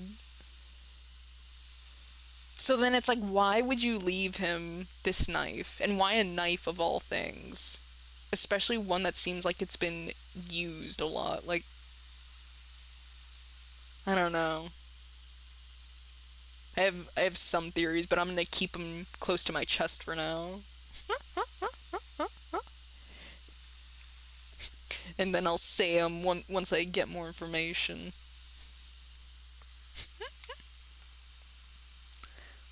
What's going on? Sounds like something's happening on the right side of the mansion. I heard that someone I heard that someone found bloodstains on the road east of the mansion. Bloodstains? You mean leftover blood? Yes. There was blood on the mansion fence, too. That's scary. The police came to inquire about what happened last night while you were sleeping, Shiki-sama. Does that mean someone died? No. All that has been found are the bloodstains. Jesus. The east side of the mansion. That's around where the man in the black coat was... Oh, fuck. Sorry, I can't read. That's around where the man in the black coat was last night. Bloodstains. Traces of blood. Bloodstains. Traces of red.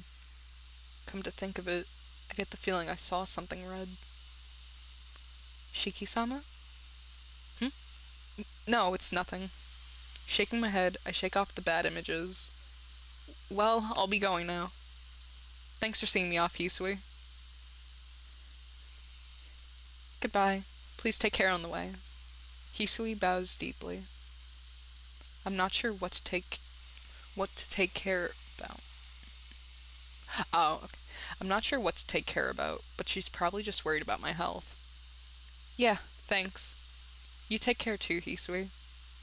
It's only right to repay good intentions with good intentions. Hey, that's the way, Shiki. That's our boy. That's our Tono. With an energetic wave of the hand at Hisui, I leave the gates of the mansion behind.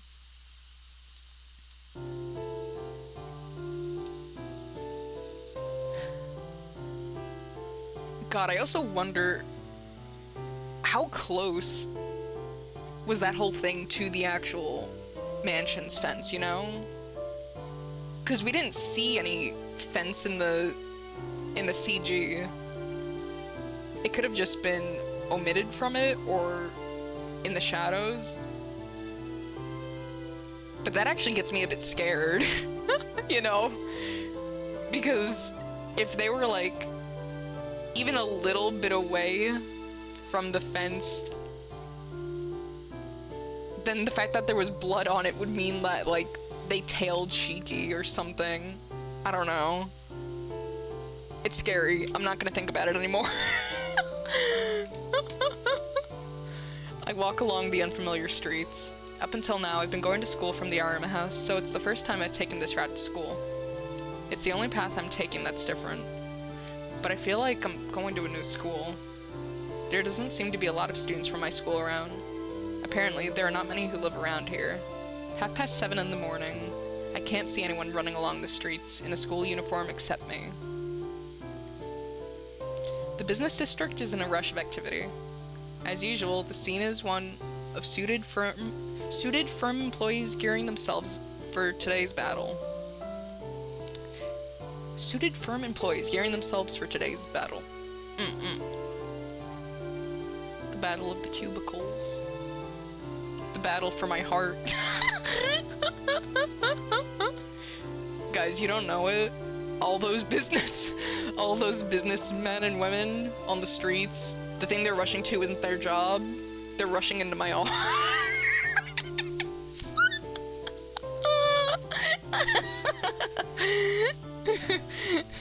They all want to give me a big hug and then profess their love for me.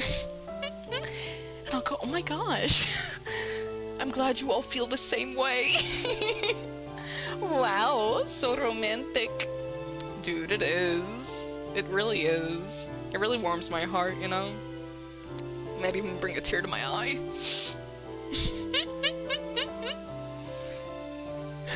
The salaryman's real goal. What? To win my heart? So much love I see. It's true.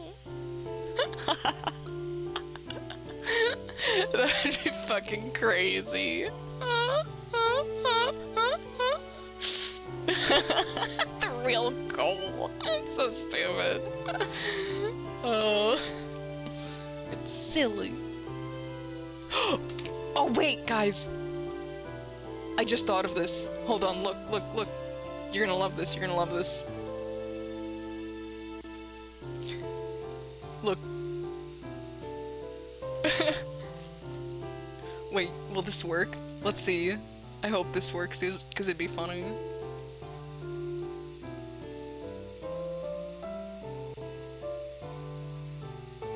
Oh wait, can I not? Fuck, can I not do it? No, I can't send through.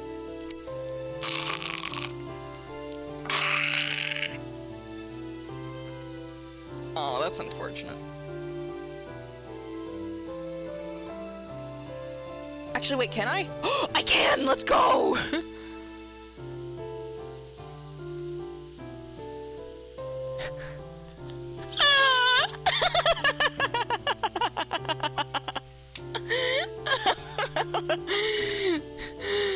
Oh my god, they're there, guys! Do you see them? Look over there! And I point over my shoulder. I do like the soy jack. Holy smokes! Dude, we're in. Alright, back to Tsukihime. This shit's stupid.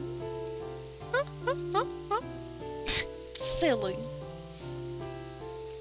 The businessmen battle royale for Coco's heart, the bloodshed, the passion. I mean, it would be kind of cool. I'm not saying I would condone such senseless violence in my name, but I don't know. Could be kind of fun, you know, could be kind of sexy. I don't know. Who knows? I ain't saying nothing. I'm not saying nothing. No, it isn't quite the same as usual. For the last few days, the atmosphere has been a little heavier in this town. It's probably due to the serial killings. There are less people in the streets in the evening now, too. Hold on, I'm gonna increase the text speed. Let's see.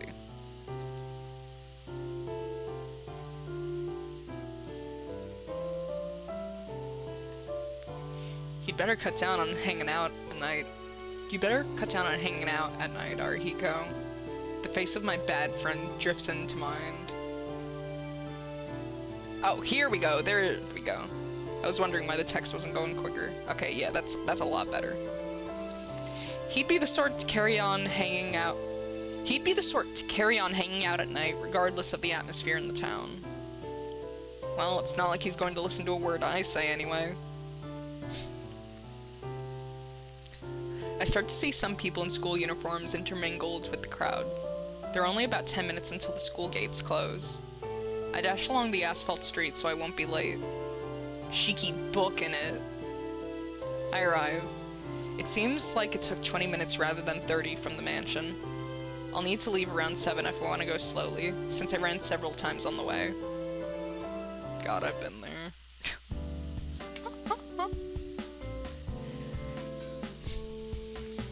And then you get to your location, you're all out of breath, you gotta take like a few minutes, because you're like, you know? The classroom, just minutes before homeroom, is full of commotion. Scattered all over the classroom are my classmates, intent on talking until the teacher arrives. It's like a festival in here, even though there are only a few minutes left. I ease my way through to my seat next to the window. Then, yo! You're late, Tono.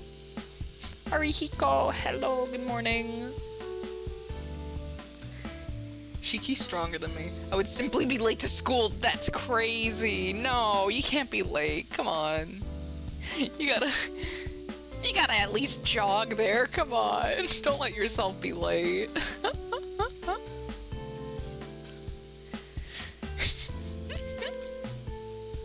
In stark contrast to the otherwise pleasant classroom, there's someone waiting with a big grin on his face. And in addition... good morning, Tono-kun. Oh no, it's CL! Hello senpai! He's accompanied by someone very unexpected. Senpai, why are you in our classroom? Dumbfounded, I point to CL senpai like I'm looking at a ghost. A ghost dog, perhaps?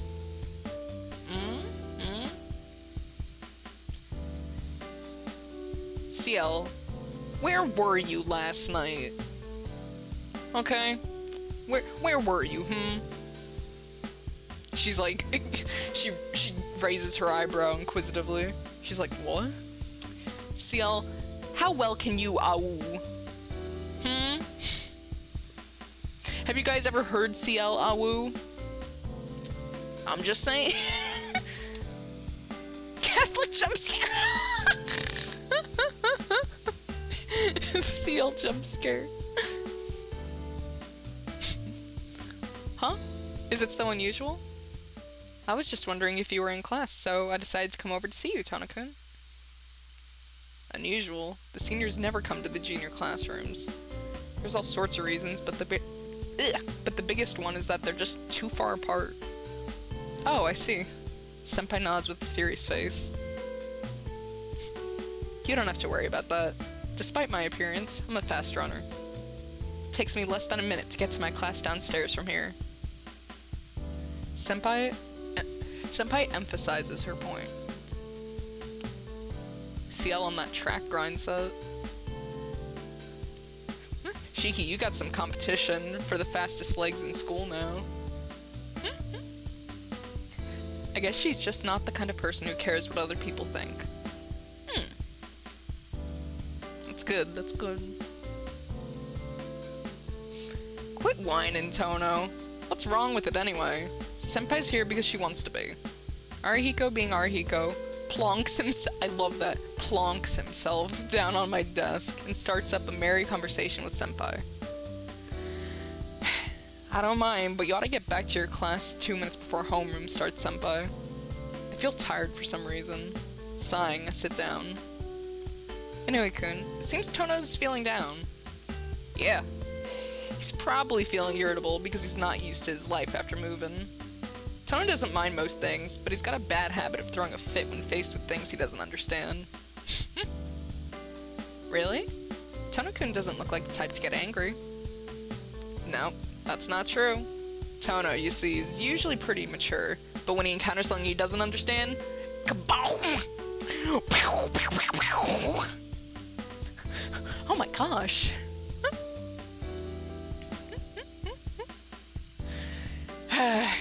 Kaboom, is it? Yep. You'll change your opinion once you see him lose it, so you can't just trust him like that, Senpai.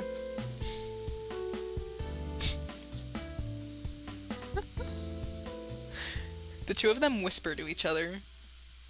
Hey, listen, if you're gonna talk privately, do you mind doing it in the hallway? I can hear every word you say when you do it on my desk, so there's no real point to it. He's so pissed. What? You could hear us? Arihiko gives an exaggerated reaction of surprise. No one could stay angry after being hit with an act like that. Senpai puts her hand to her mouth, and I can't tell how serious she is. If it's Senpai, she may have actually intended to talk privately. That's terrible, Tono. Listening in on the lovey-dovey private conversation between Senpai and me. You've sure got some nasty hobbies. Arihiko points at me. Are you trying to pick a fight with me, Arihiko? Actually, please do. Right now I'm more than willing. Shiki wants to throw hands. Shiki has said enough. Enough tomfoolery. I am prepared to beat a bitch.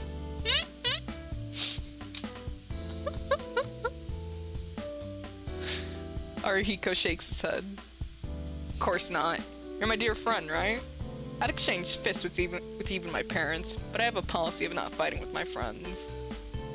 I'm the very model of chivalry. So cute. You're not gonna have to punch him out to finish his wrestling. He ain't gonna pull a Yosuke. That's amazing. I guess chivalrous people could punch their parents in the world that's... I guess chivalrous people could punch their parents in the world that's inside his head. I see. That's a pretty rotten policy. Ha ha ha. You pretended to be depressed, but deep down, you're the same Tono as always. Damn, I had nothing to worry about after all. Arihiko hits me a couple times in the back. Arihiko's such a good friend. So sweet. Arihiko, were you worried about me just then? Don't ask me trivial stuff like that, you dumbass.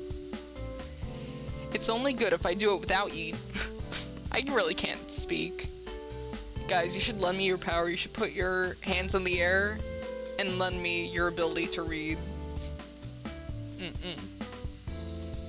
If you're a real cock viewer, you would give me your energy. You would give me your brain power.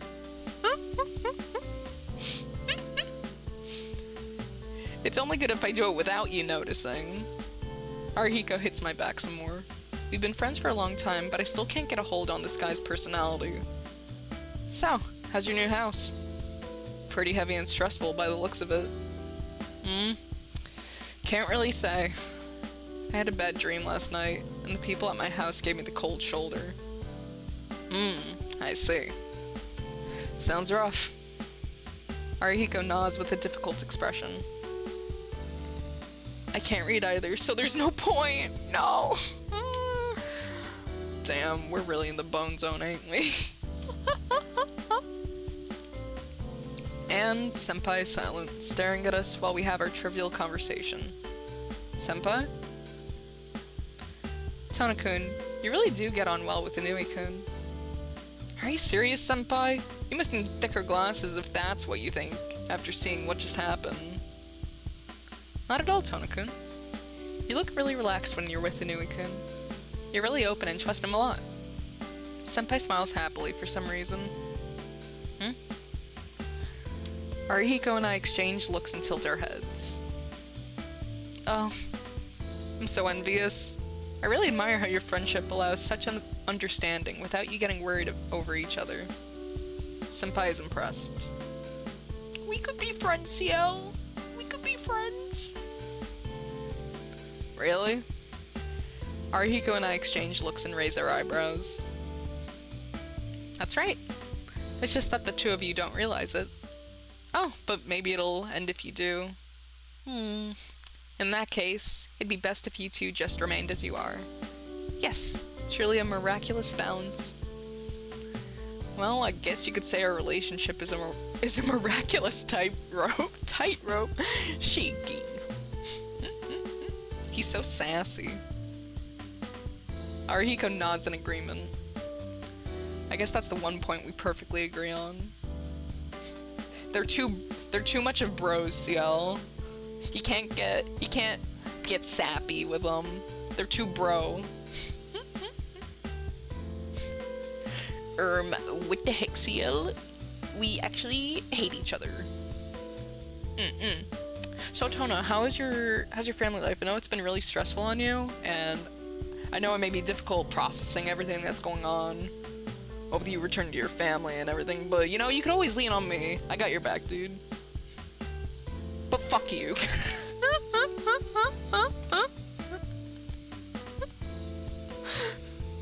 Ew, gross, we don't have feelings, that's Carly! Yeah, CL, get with the program. Come on. You're gonna embarrass them! But maybe she would like that.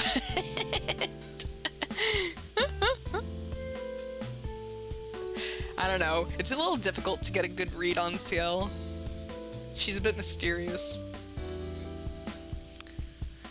Ah, it's almost time. I'll be going now.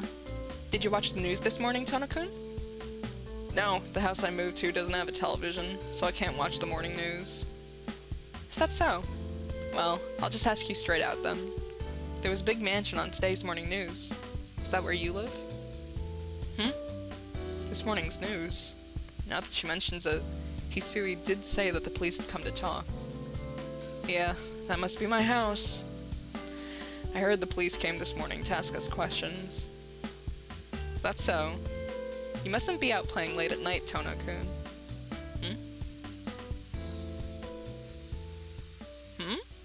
What is that supposed to mean? See, that's a bit strange.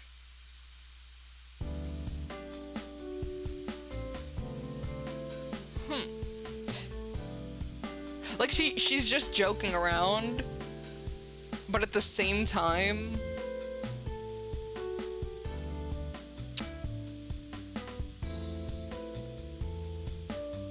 Why would she say that?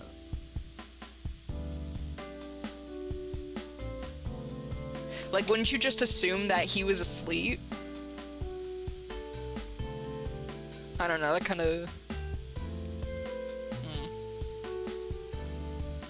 I'm gonna let it slide for now, CL, but I got my eye on you. I got my eye on you, CL. And it ain't just 'cause you're a little cutie. Okay? Me when I say some mysterious shit and then fully sprint out of class. No, she really did just do that. Crazy.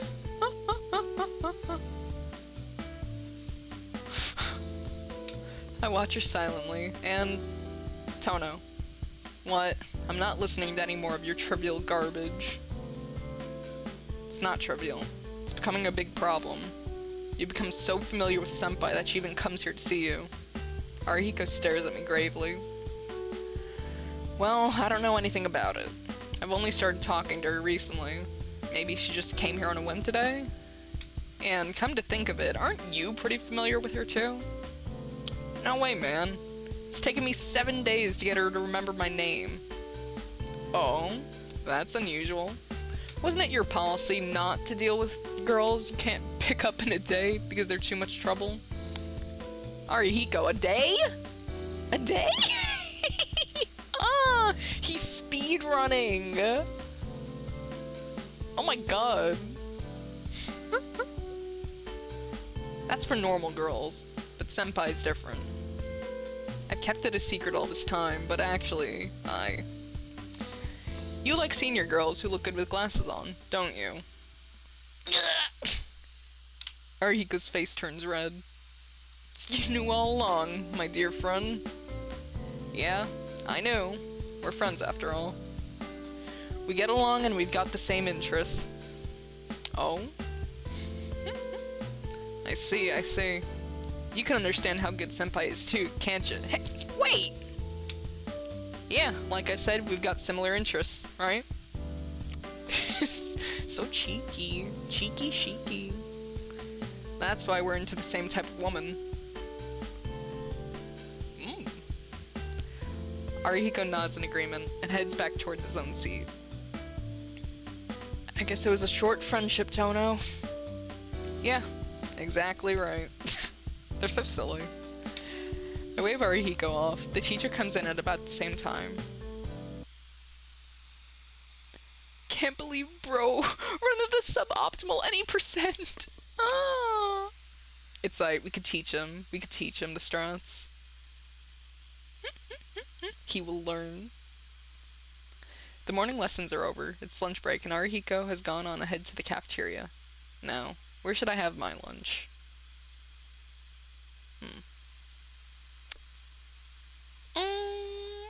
I kind of want to go with Arihiko, but I've never eaten in the classroom before. You know what, yeah, I want Shiki to be surrounded by friends. Let's go to the cafeteria. I decide to eat in the chaotic student-filled cafeteria as usual. For some reason, the udon and soba are better than the meal sets at our school, so naturally I decide to have some udon. Sitting down at the table, I eat my tanuki udon. The cafeteria's TV is showing the news. The TV was set up so students can watch the recorded morning news during lunchtime. The news is having a special feature on the serial killings. It's been a whole month since the killing started, but no one yet has any idea who this killer is. He's an unidentified killer, leaving no trace and acting with no motive. His identity still remains a mystery, even though there has already been 8 killings in our little town alone. It's certainly very frightening, says the newscaster.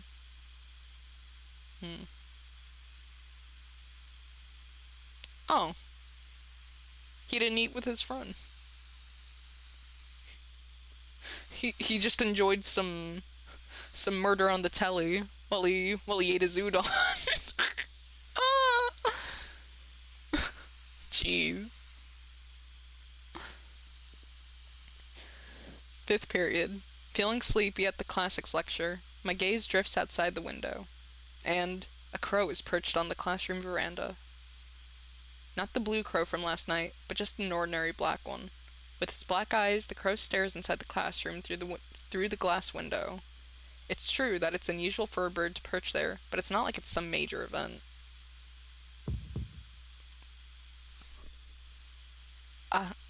Suddenly, it comes at me. What?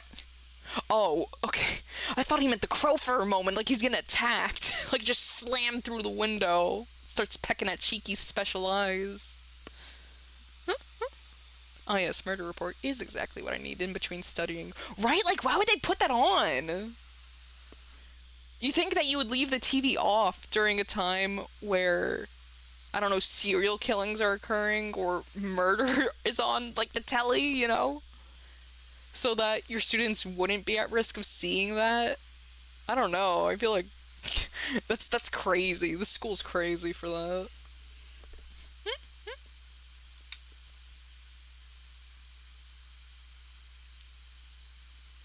Oh, it must be the anemia. It feels like something is building up in the back of my head, and my brain feels heavy. Crap. I know this feeling. It's the precursor to an anemia attack. The blood that's been building up inside the blood vessels in my brain forms black clots and slushes around inside my head, causing my vision to go black. Oh my god. That's such a... Ugh. Ugh. Ugh. I don't like the description. That's like visceral. Ugh. Ugh. If I had to describe it, I would say it feels like darkness is pushing from my brain outwards towards my eyes. This is bad. I don't usually collapse in the middle of class, but... Fumbling in a world of darkness, I blindly use my desk for support. Even that becomes useless. I can't put any strength into my fingers. All I can do now is fall towards the floor. Oof. Excuse me, sensei. And something hits me roughly on the back. My goat. Tono's looking pretty bad, so I'd like to take him to the infirmary. Arihiko. At some point, Arihiko had come up to me. Are you really feeling bad, Tono? I can hear the teacher's Oh. Are you really... Ugh. Are you really feeling bad, Tono? Yo, Teach, when did you become Mickey?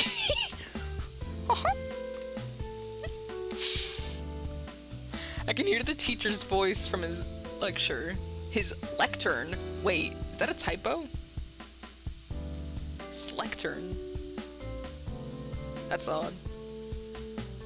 No, I think I'll be fine. Man, he's totally out of it. Wouldn't it be better for him to leave early? Arihiko makes this outrageous proclamation loudly. He's got your back, dude. She has such good friends. I love Arihiko. I see. If you say so, Inui, then there's no mistake about it. I've already heard about Tono's health from Kunifuji-sensei. If you're not well, you may go rest in the infirmary or leave early. Sheesh. I don't know what's with him. He cares about you! He loves you! You're his best friend. He's looking out for you. It seems the classics teacher has complete trust in what Arihiko says. Come on, you can go now. Your face is pale and all, but no one's going to know you're feeling bad until you tell them, you know. Preach. Arihiko hits me in the back grumpily. I'll be leaving early then, sensei. The classics teacher nods solemnly. Sorry about making you worry needlessly, Arihiko. Don't worry about it. We've been inseparable since middle school. I can tell when you're about to collapse from anemia. Aww. Arihiko route when? Tight Moon are cowards. Are you trying to tell me there is no Arihiko route? Where's the justice in this world if I can't smooch my bro? Fucking shame. Unbased Nasu.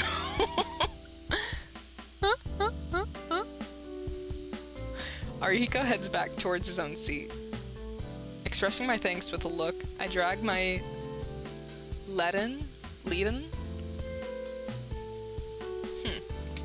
I drag my lead-in body out of class. I don't know if I'm saying that right. I've never had to read that word out loud. I leave school. It would have been better to go lie down in the infirmary, but at this hour, it'd be after school by the time I wake up. That being the case, I decide that I'd better go lie down back at the mansion, even if it means pushing myself. And it'd probably be good for him to go back to the mansion as well, because then he'll have like Hisui there and she could attend to him. But I guess he would get that in the infirmary as well.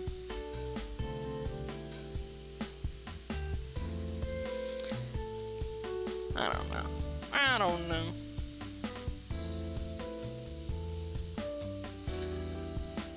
Whew, I think I'm feeling a little better. I breathe in the outside air and feel a little rejuvenated. Eesh. I'm surprised at my own body. 8 years ago, the price of recovering from that near-fatal injury was becoming prone to sudden anemia. When I first left the hospital, it would happen at least once a day. Collapsing from dizziness became a daily routine for me. After some time, probably because my body had grown, the spontaneous dizziness... what did I just say? The spontaneous dizziness and anemia became rarer. But from time to time, things still triggered dizzy fits, and I still lose consciousness. It's scary. Ugh. It's happened to me a few times as well in my life. It's fucking scary. You don't even... It's good that Shiki is able to know when it's happening, probably because he's dealt with it so often. But when it's just every so often and you're not accustomed to preparing and recognizing the signs when it's happening, and it just like catches you off guard, it's a bit frightening. Today I was lucky that Arihiko caught me. Usually I wind up passed out on the floor.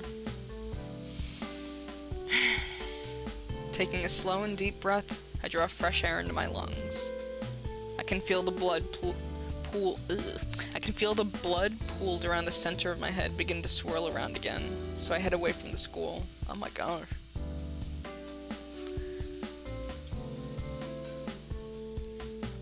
Hold on, I'm gonna drink some water.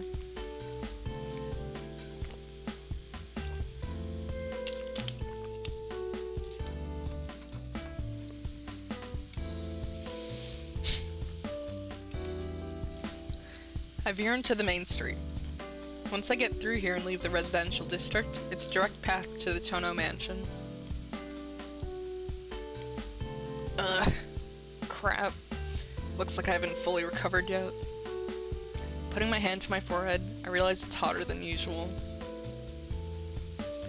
I'm not going to do myself any good by pushing myself here until I collapse along the side of the road. I guess there's no helping it. Disgusted with myself, I lean on the guardrail. I'll rest for a bit until I manage to calm down.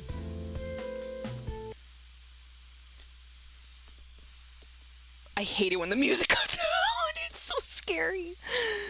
Ugh. I don't have much to do, so I just stare idly around the street. It's just past noon on a weekday, but the street is filled with passers-by. Crowds of walking people. Nameless people, without personalities, walk straight ahead, without even casting a glance at the people walking beside them. Even though there are so many people here together in this crowd, in this same space, they only see one thing. Everyone is their own main character, so they only live the day from that perspective. And so, without really interacting with anyone else, they each end the day by themselves. In a way, you could say it's a very lonely thing. Shiki's in his chuny thoughts.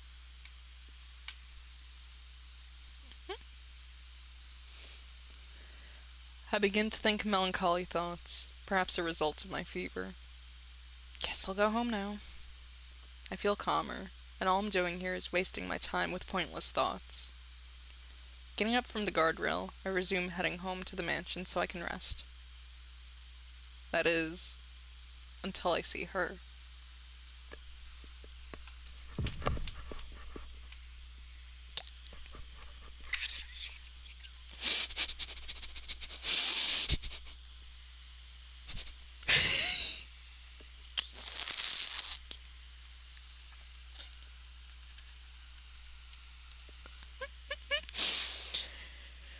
Casually. All I did was casually cast my gaze into the crowd, but my vision freezes. Golden hair and red eyes. Her clothes are white, as if they're a symbol of herself. My pulse races. My veins and arteries spring into action. My nerves split, one after another. My spinal cord goes berserk, as if it's about to leap out of my back. The girl walking in the crowd is just beautiful. The distant dizziness comes back to me. My consciousness swims, falling. I can't breathe. My fingertips tremble. The blood isn't reaching them. My whole body feels cold, like I'm freezing to death. My heart beats in a rush, urging me to hurry up. I can stand it no longer, and unintelligible words escape my mouth. I can't think. My brain tells me only one word. Just one word repeating in my brain. Her. That girl. I'm going to...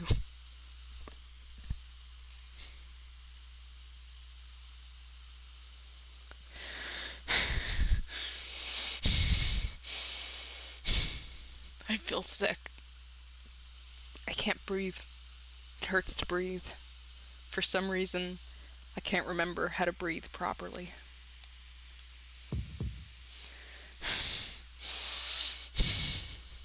My throat's burning. My eyes are about to burst. My palms are soaked. I feel so cold, but I'm drenched in sweat.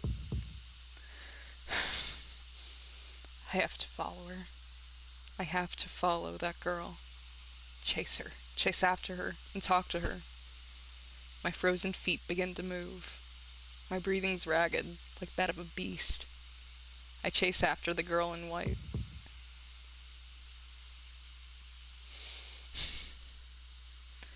The girl walks slowly. She doesn't realize I'm following her.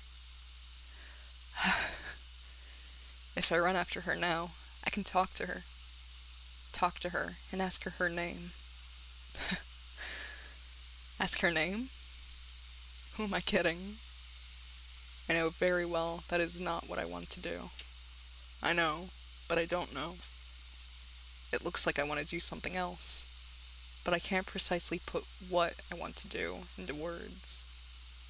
The inside of my head is misted over like a rain cloud. My throat is hot.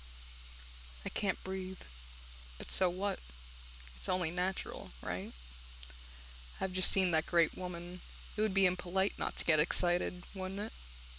Stop her and ask her name? Give me a break. I'm not a kid after all. I don't fully understand it, but there is only one thing I must do. I walk with my hands in my pockets. My fingers feel steel.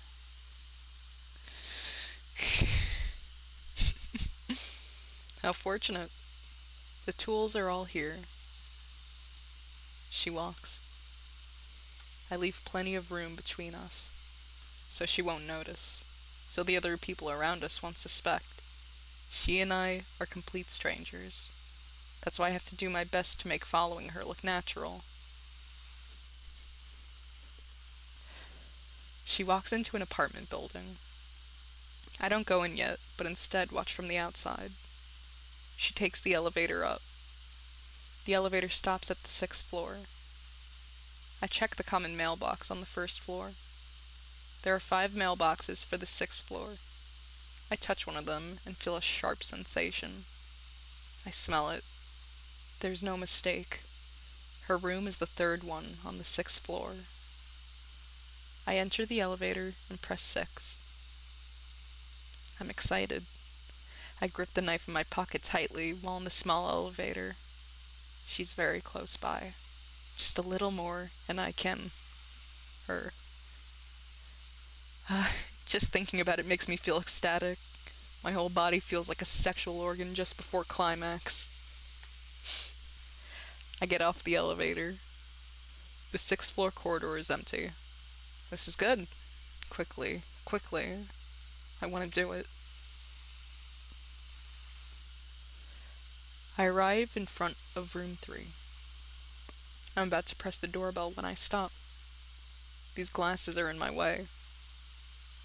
I can't do what I've come to do with them on. It's a promise, Shiki. You should never cut those lines thoughtlessly. Long ago, a woman once told me such a thing. But right now, neither her name nor her face comes to mind. Slowly, I remove my glasses. I can see the black lines, and not just them. Has something happened to my eyes? Apart from those abominable lines, I can see points, like black holes, countless numbers of them. I don't know myself, what I'm trying to do, why I'm trying to do this. What does Tono Shiki want to do with that girl? I don't know. Still not knowing, I push the doorbell. Yes? I hear the voice behind the door, and the door opens with a crack. In that instant, I slip through it. The girl says. No, she tries to say. She will never get to finish what she tried to say, because I cut her apart before she could. In that instant, I slip through the door. Not taking even a second, I draw the knife across the lines running throughout the girl's body, stabbing, slashing, piercing, driving, splitting into pieces. Completely and utterly, I'll kill her. The black lines that divide her into 17 pieces. Through the neck, back of the head, from the right eye to the lips, upper right arm, lower right arm, right ring finger, left elbow, left thumb, left middle finger, left breast, from the rib to the heart, from the stomach to the abdomen in 2 places, left groin, left thigh, left leg, left toe, all of them. As I pass by her, not taking even a single second, truly, in an instant, entirely, I dismantle her into 17 pieces of meat.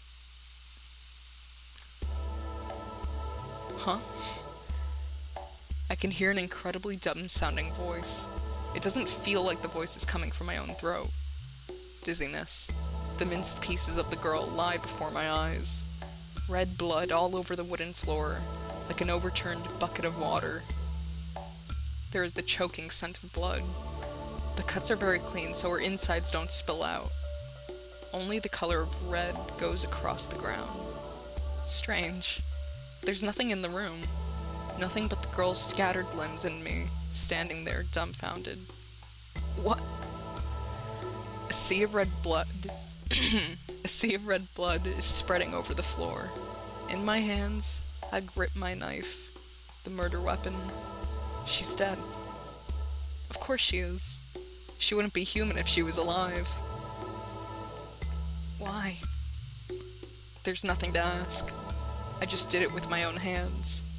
With my own hands, cleanly and instantly, I cut apart this girl I don't even know. I killed her? Yes. There's no mistaking it. Or am I mistaken? There's no reason for me to do such a thing. That's why it's a mistake. It has to be a mistake. But I had no reason from the start. That's why it's a mistake. It has to be. The red blood flows all over the floor.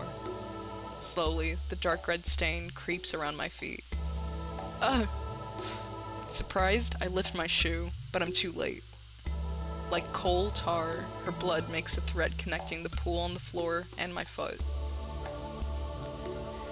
It's red blood, the color I hate, still flowing even now. All because I cut her apart.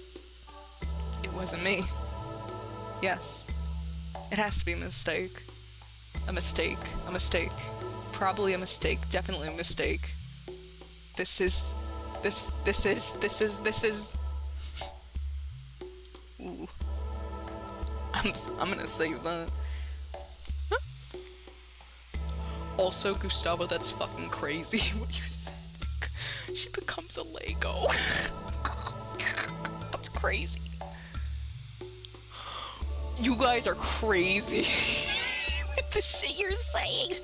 She just got cut open and you guys are talking about her being a Lego in an IKEA set.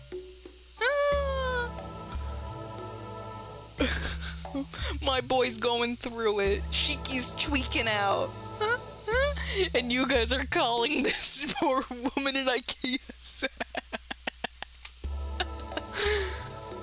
No, it's okay. You don't have to apologize. Nothing to be sorry about. And it was really funny.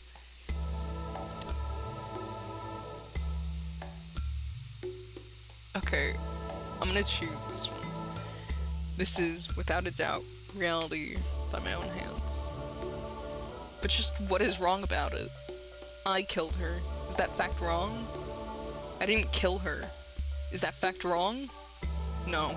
All that's totally wrong. Wrong. Wrong, wrong, wrong. So what am I? Wrong? What is wrong? That's because I'm saying it's wrong. The fact that I didn't kill her is wrong. No. Wrong. Wrong! God, my boy. I don't even know her. She's just some stranger I saw walking down the street. See? Isn't that strange to you, Shiki? She's a complete stranger. Why would I have to kill her? There's no answer to my screams. Besides, the reason is clear. From the moment I saw her, I could only think of one thing. Yes, I, Tono Shiki, wanted to kill that girl. That's what I wanted to do back then. Just that. It was all so muddy inside my head, I didn't put it into words. Wrong. Wrong. You know, Shiki, though, if this is wrong, what is right?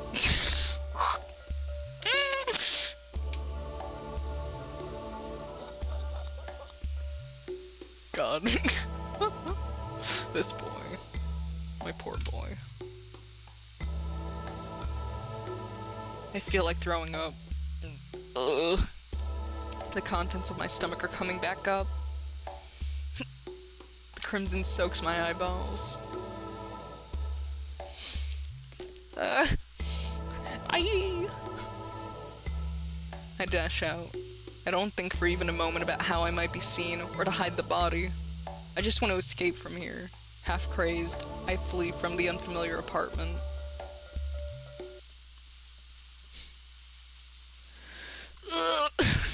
My gastric juices rise in my throat. I throw everything back up. My food, my gastric juices, everything, while I cry. There's nothing left in my stomach, but my body continues to force me to throw up, as if trying to undo what had occurred and return me to a normal life.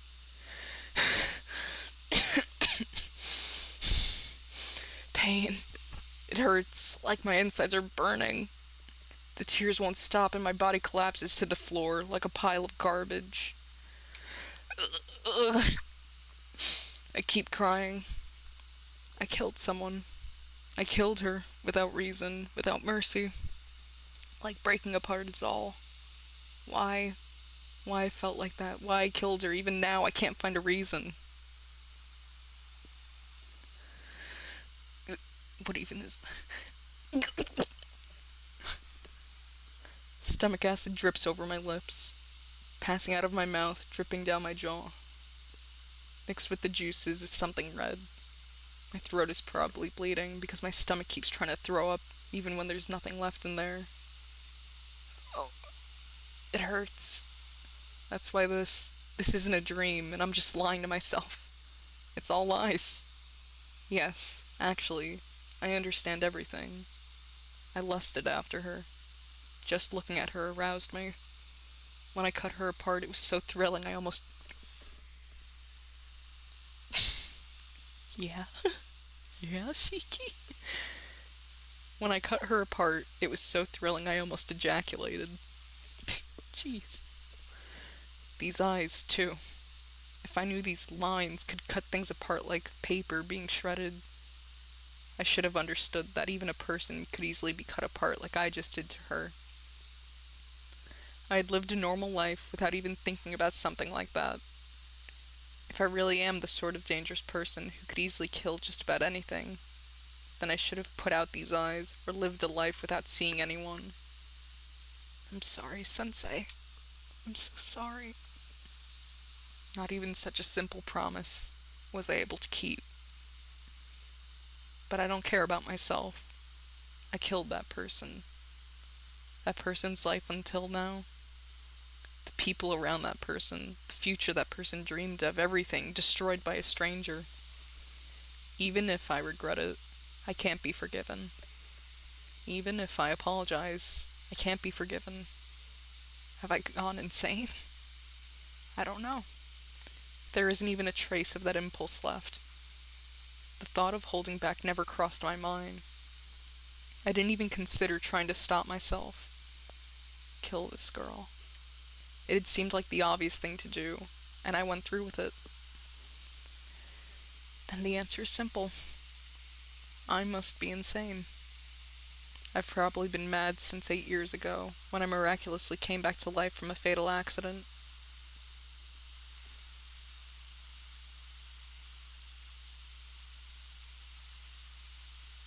I can hear the sound of rain coming from somewhere. It's raining. I'm in a daze. My throat hurts when I try to breathe. Ouch. I can speak. Shiki-sama? Then I become aware of someone's presence near me. My room. Somehow, I'm in my room. Have you awakened, Shiki-sama? Hisui? Yes. How's your body feeling? Hisui asks me an odd question. There's not a single thing wrong with my body, but... Why? Yes, why? Why am I asleep in a place like this? Even though I was about to say killed someone, but I stopped myself. My brain tells me I shouldn't say those words. What am I doing here, Hisui? Do you not remember, Shiki-sama? Hisui raises her brow slightly. Your school called to say you had left early. However, You did not come back even after dusk, so when my sister went to look for you, she found you resting in the park. Park? You mean the park near here? Yes, when she found you, you were resting on the park bench. Then you returned to the mansion on your own feet. You've got to be kidding. I don't remember any of that. I do not believe it is such an odd thing that your memory is unstable, Shiki-sama. It is difficult for me to say this, but when my sister brought you back, you were in a daze. I don't remember any of this, but I have no reason to doubt what Hisui says. Yeah, it's already 9 o'clock. I don't remember anything. Yes. When you returned to the mansion, you said you wanted to sleep. My sister suggested we call a doctor, but you said it happens all the time. I see. I guess I do collapse from anemia all the time, but this time it's different because I'd killed someone. What did I look like, Hisui? Huh? My clothing, I mean. Was my uniform, with the blood? It was stained with blood. Your uniform was dirty, so I'm washing it. Washing? You mean those blood-stained clothes? There was certainly mud on it, but nothing like blood. Huh? But it was so... Even though I was on my knees in a sea of... Oh... No! I accidentally pressed. Have you had a nightmare of some sort? Let's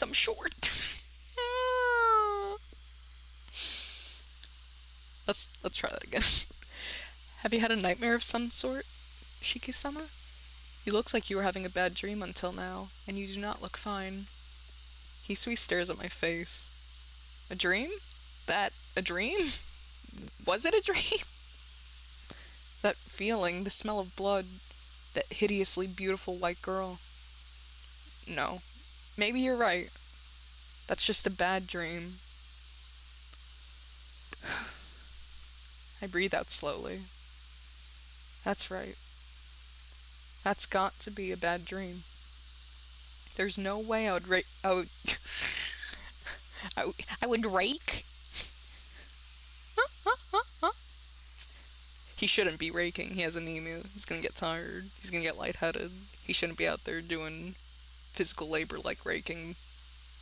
Neither should he break his childhood promise to kill a beautiful white woman. But look where we are. There's no way I would break my childhood promise to Sensei needlessly and for no reason. But is it being a dream too good to be true? Shiki-sama? Are you still not feeling well? No, I'm alright now. Something like that must have been a dream. That's what I've got to believe. If I don't believe so, I just can't be sleeping here. Yes, if you're feeling better, I will go prepare dinner now. Dinner? No way, I can't eat when the color and smell of blood still lingers in my mind. No, it's fine, I'm just going to sleep like this tonight. More importantly, Hisui. Yes? What is it, Shiki-sama? Well, it seems like I came back after dusk, but what did Akiha... Oh, but did Akiha say anything? Akiha was not home yet at the time. She came back about 2 hours ago, and was informed of your condition through my sister. Hisui seems to silently ask, what about it? Oh, it's nothing. I was just wondering if she was disgusted with me for causing her trouble on just the second day after I came back. It did seem like Akiha was distressed, but I would not say she was disgusted. Saying this, Hisui takes a step away from me. Well, I will be leaving now. Please, call for me if you need anything. Yeah, thanks. Oh, one more thing I forgot to ask. Yes? What is it, Shiki-sama? It's raining outside. When did it start? Before you came back, Shiki-sama. When my sister found you, you were drenched. I see. I can't even remember that. Sorry, I bumped my mic. It seems like it was a pretty serious case of anemia. If that's the case, I shouldn't have pushed myself and should have just rested at school. Good night. I'm really sorry about today. Please express my gratitude to Kahaku-san, too. I understand. Good night. A dream, huh? It's like I don't even know what I felt. But if I can't understand what happened or how I feel about it, how do I know if it was a dream? I can hear the sound of rain outside. My mind still feels a little heavy. I glance down at my chest. The old wound from 8 years ago is still distinctly there, like a burn scar. Ugh. On top of my desk lies the knife my father left me. That was a dream. Nothing more. I repeat this over and over again, trying to placate myself until I sleep. But when I was a child, I think someone once told me, don't tell lies that you can't even fool yourself with.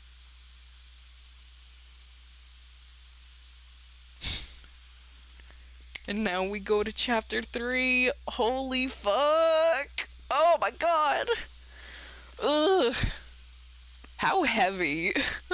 How utterly horrifying. But also really yummy. Dude. Obviously, I don't want to know. I don't want to be spoiled on nothing. So you could just let me talk to myself right now and be like giggling to yourself like, hee, Coco doesn't know, hee. But dude, I still don't know why Shiki fucking did that. Like, it's so concerning and strange. Like, why did he do it? Chat, why'd he do it? Don't actually tell me, though.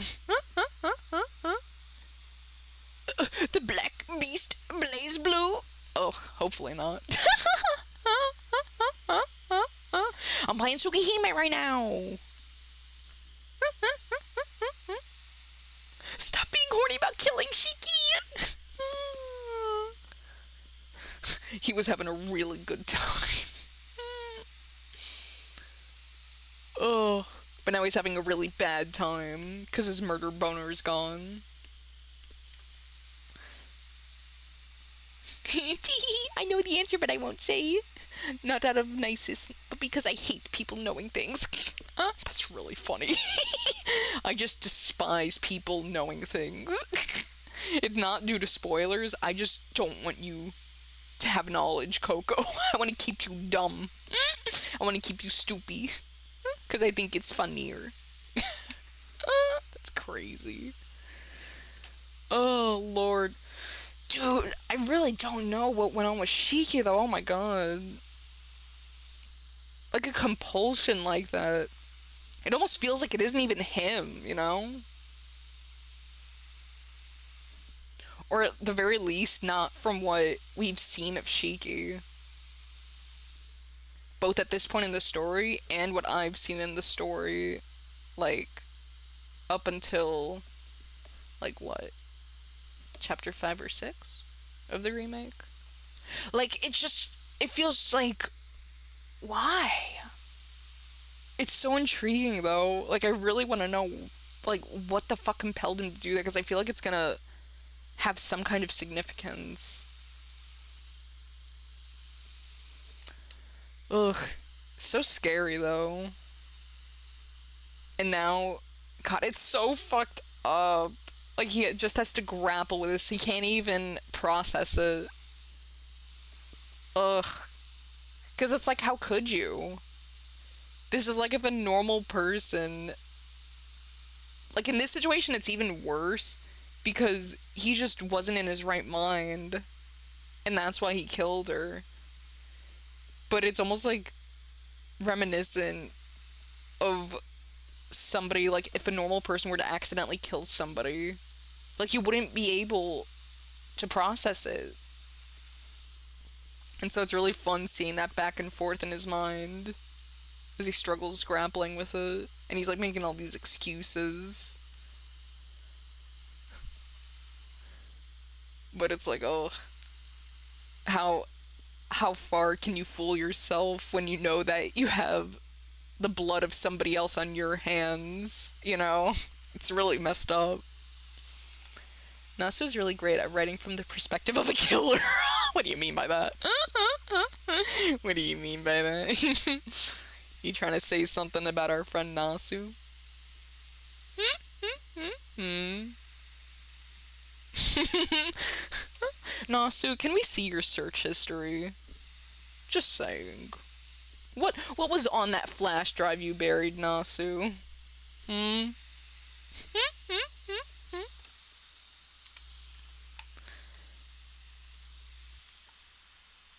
I mean, I'm not accusing him of anything, but would I be completely shocked? Hmm. Wouldn't. But I wouldn't be completely shocked. I feel like, man, writers are pretty incredible. I have a lot of respect for good writers like Nasu. Wouldn't have nothing if I didn't have you. Brian Wouldn't the have Goblin. nothing if I didn't have. You came up from your little Wouldn't goblin. have. One more time. Thank you for the raid. Hello. How's everyone doing today? What were you up to on stream? What were you getting up to in that little goblin hole of yours? Hmm?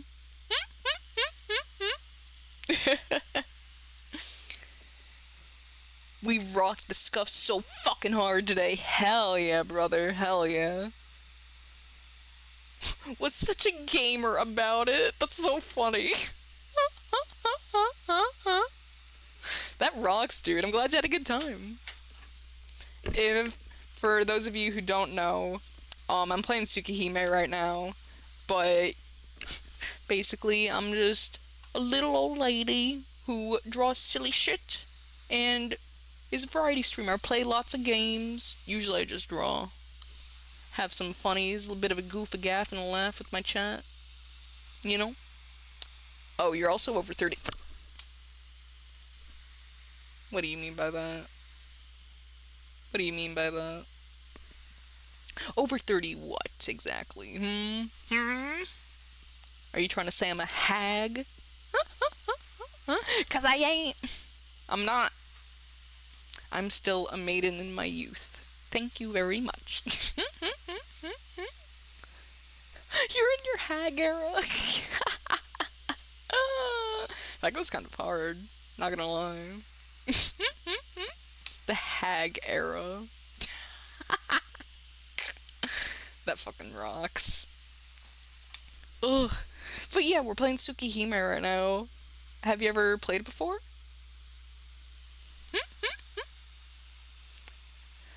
I would love to join in on old jokes, but TBF, when I first watched a Coco stream, I was 16 and now I'm 20. I have evolved beyond age jokes.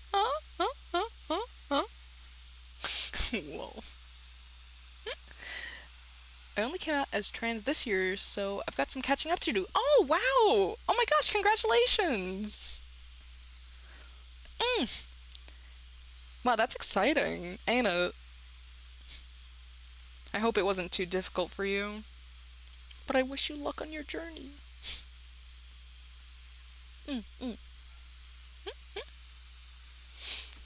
Ugh, Brian do be gaming. He cannot he cannot help but be a goat. But yeah, Tsukihime is not gonna make any fucking sense. Your poor raiders. They're just gonna see this poor little twink child tweaking the hell out. And they're gonna be like, what did you raid into, Brian? Where have you sent us? It was exclusively to be better at Guilty Gear. He gave you a buff. You exceeded your skill ceiling. Sasuga, Brian. I would expect nothing less. It's fine, I was playing Garf Kart earlier for a drift contest. It's fucking crazy to me how people actually play Garfield Kart. I don't know how you guys do it. Like, the game seems so broken and horrible, but I guess... Would you say that's a part of the appeal, though?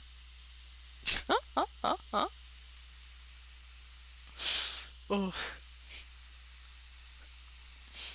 Dog, it's so bad, but sometimes I want to play it more than Mario Kart. It's rotting your brain, Brian. You need to. You don't know yet. It's slowly running away at your frontal lobe and replacing it with some piping hot lasagna. Garfield sinking his funny little claws into your brain. I can also confirm being trans does improve your fighting game abilities. Let's fucking go. I've never heard of this buff before, but you know. Oh.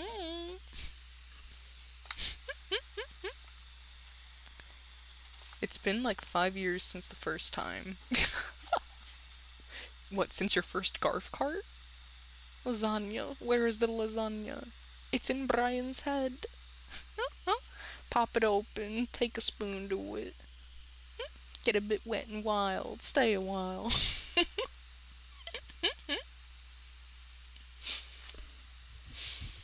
Ugh. Right here. We gotta continue into chapter 3. But I'll tell you and your cute little raiders. I'll catch up to speed on Tsukihime. Crack my skull open and pull out my egg like a brain. Indeed, indeed. Don't tempt me, I will. Don't tempt me. Here, I actually created a little summary of the first Tsukihime stream I did. So this should actually get you up to speed. And then I can just quickly say in like a sentence or two what the hell just happened. Here, look, check it out. I spent yesterday making this.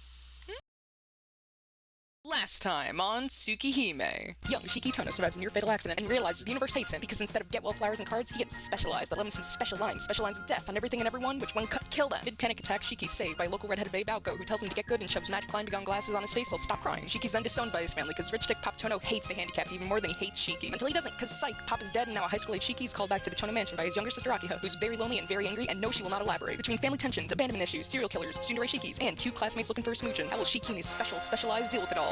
Find out this time on Tsukihime.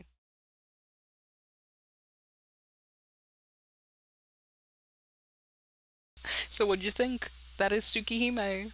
And then in this thrilling episode of Tsukihime, there was more family tension. Shiki was more tsundere than ever before.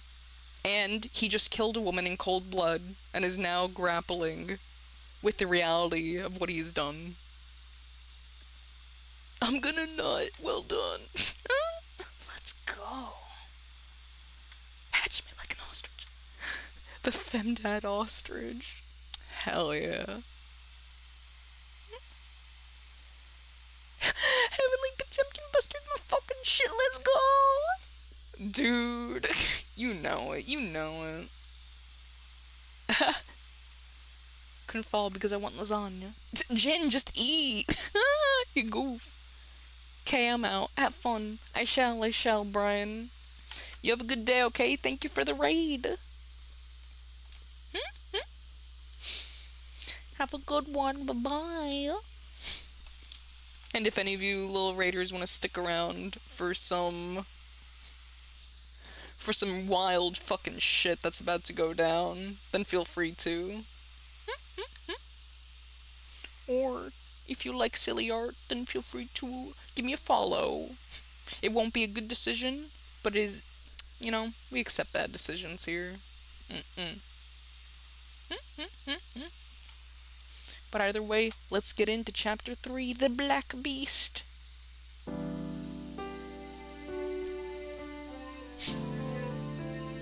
When I come to, it's morning. Maybe the rain stopped. Wow, already starting off with a bang.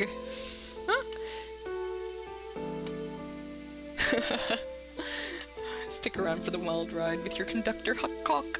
It's true. Or they could run off this crazy train.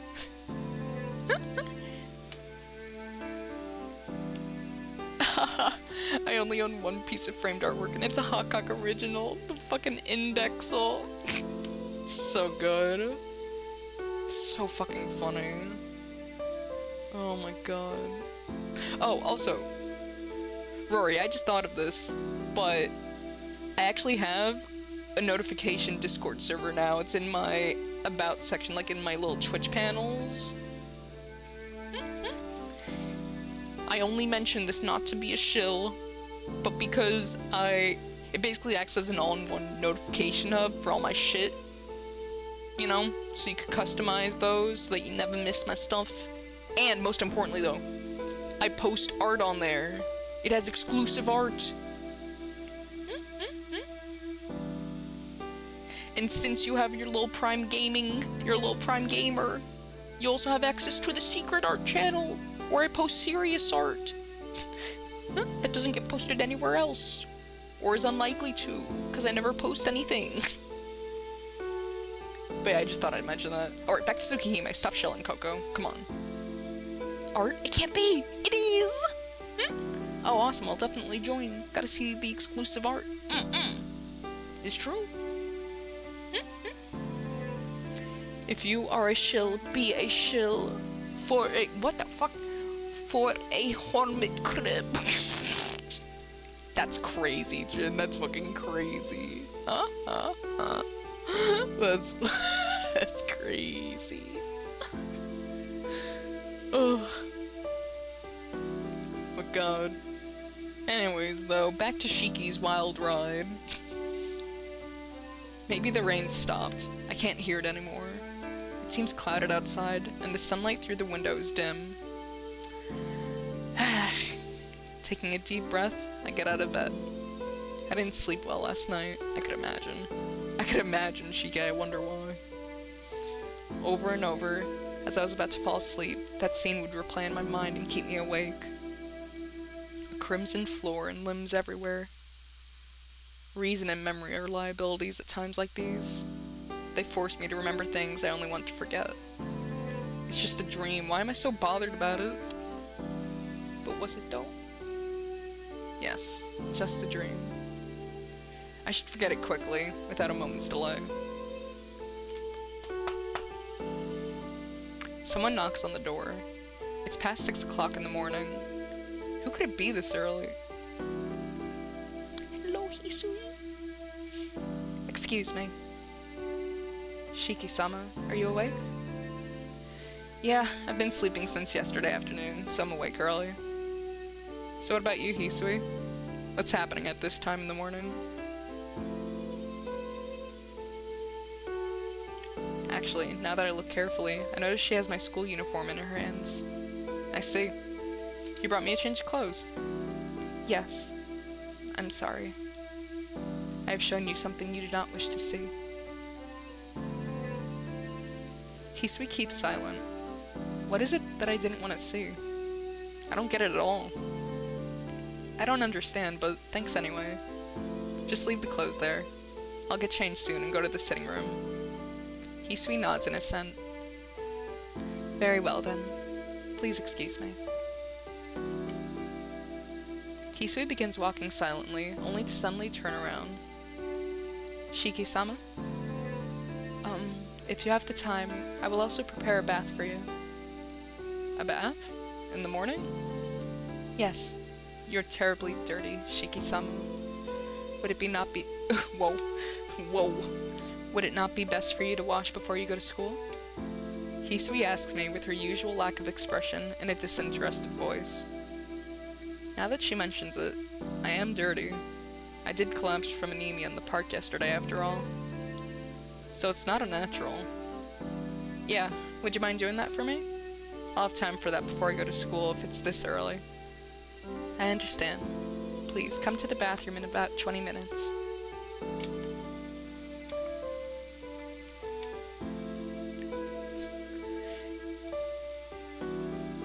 Gustavo, murderous wet dream goes crazy. Murderous wet dream.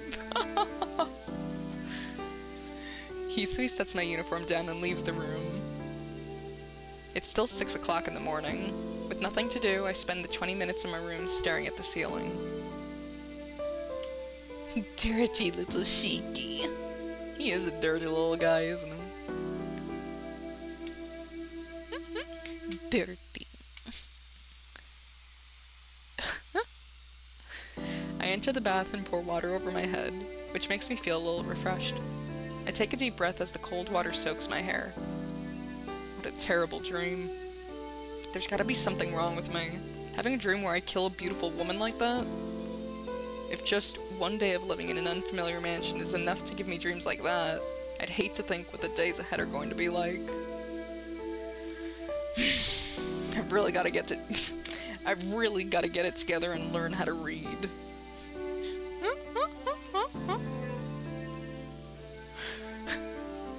I clear my head with another splash of cold water and wash myself.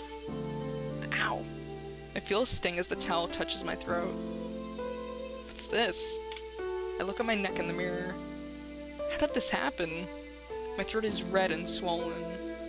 It's almost as if I injured it by repeatedly throwing up. He's in such denial. My poor boy. I return to my room and change into my uniform. It's barely 7 o'clock. Astounded at how much clearer my head feels after the bath, I pick up my bag and leave the room. Kohaku-san has just come out of the sitting room when I go down the stairs. Good morning, Shiki-san. You sure are early today. Kohaku makes a bow while smiling. And you look refreshed, too. Have you just had a bath? Yeah, I just took one. That's amazing, Kohaku-san. Can you tell? Oh, she's so cute. I can tell just by looking at you because your hair isn't dry, Shiki-san. You certainly look cuter after you've had a bath. After you've bathed and gotten all that dirt off you. If only he could wash his mind as well. Scrub it real good.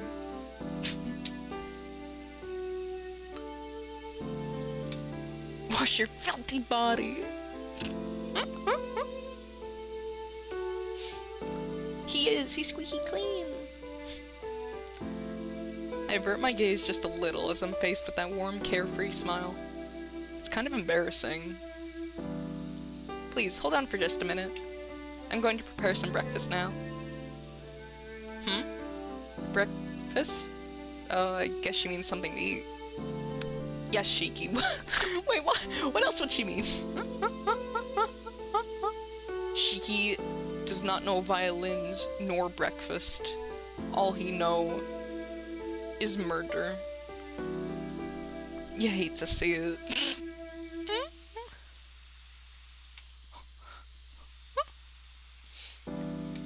You certainly look cuter without dirt in your face.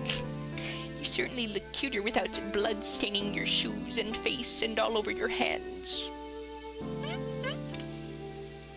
I have to assume she said breakfast in English. That... How silly. You know, that probably is what had happened. Okay. How silly of her. What a goofball. She just throws in the random English. Either that or Shiki is super stupid. I believe in Shiki's intelligence. I'm a Shiki truther. I have faith. Breakfasto. So funny. Such a trivial thing causes me to remember the color of blood. I don't have much of an appetite at the moment. Is a Western-style breakfast like yesterday fine with you, Shiki-san? Ah, yeah. I really don't mind, so... Breakfast, huh? The bath felt so good that I almost forgot about it. Really? You didn't eat last night either, so I was talking to Hisui-chan about how maybe the sound of your stomach might have woken you up. Haha! No! No! This isn't a laughing matter!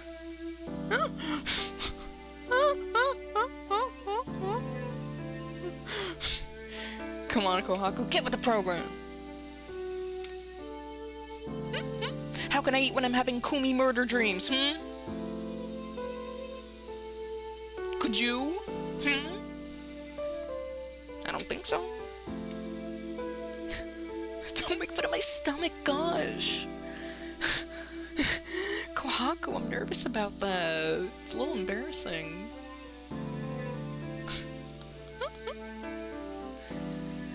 Sadly, that's not the case.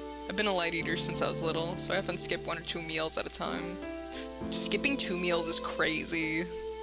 That's fucking crazy, Shiki. Are you sure you're eating enough? I see. Now that you mention it, you've got a night. Kohaku! Oh my goodness. You're gonna make me blush. Now that you mention it, you got a nice body without any excess meat on you. Could it be that you're a vegetarian? Perhaps. Come to think of it, I get the feeling that all I ate at the Arma house were vegetables. Kohaku-san busily heads back to the sitting room. But I don't feel like eating right now. It's alright, Kohaku-san. I'll go to school without eating today. Tell Akiha for me. Bye. I head towards the doorway. Suddenly, my arm is tightly grabbed. Shiki-san! Whips silly Shiki head around.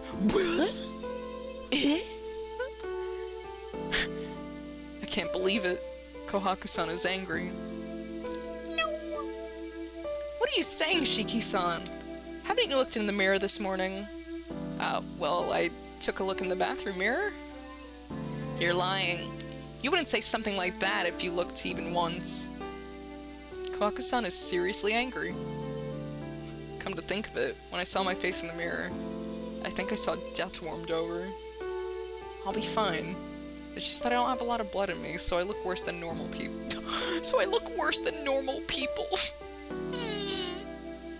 Shiki said. I'm rocking that skeletal look, Kohaku. Please understand.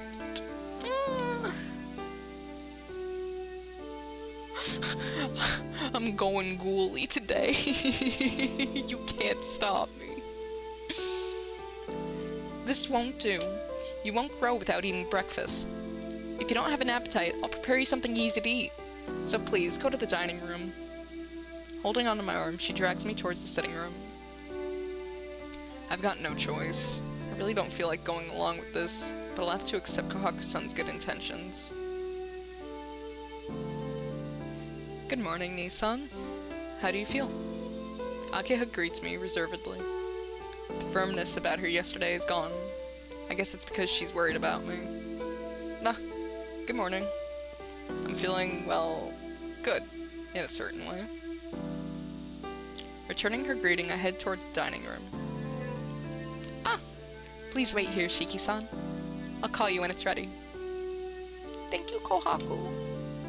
I blow her kisses on the way out. Kohaku-san disappears into the dining room by herself, leaving me, the downcast-looking Akiha, and Hisui, who stands emotionlessly by the wall. This is kind of awkward. Nissan, about last night, is it true that you collapsed in the park? Seems so. I don't really remember it myself, but if that's what Kohaku-san and Hisui say, then it must be what happened. Oh, stop talking like it's someone else's problem, Nissan. You have a weak body, so if you ever feel bad, please contact the mansion. I will send someone to pick you up right away. Hey, listen, there's no need for that. I'm not like a primary school kid. I can make it home by myself no matter how bad I feel. Then, I guess the fact you could not make it home last night would mean you are a child. Shiki, you kind of just got pwned. You kind of just got epic trolled. And it was, in fact, really funny.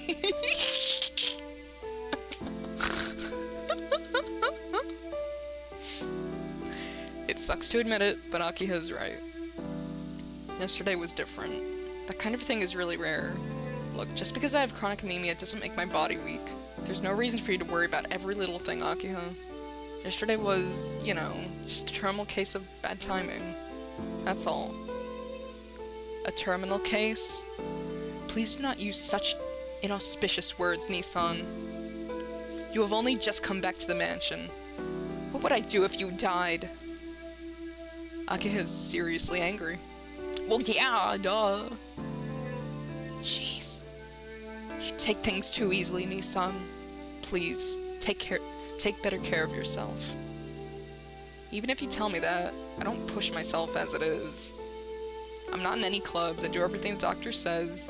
You'd have to put me in a sanitarium for me to get any better care. Yes, I would love to do that if I could. Avoiding my gaze, Akiha says something very frightening.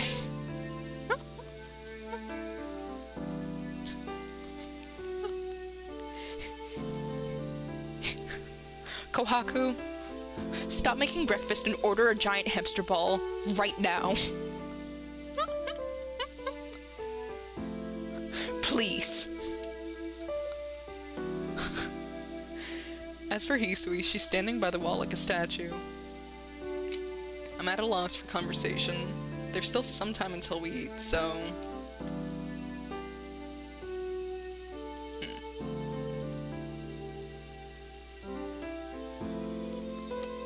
Shiki bloodless game. Oh my god, I guess you could say his blood drained again. Epic melty blood undernight reference, please applaud.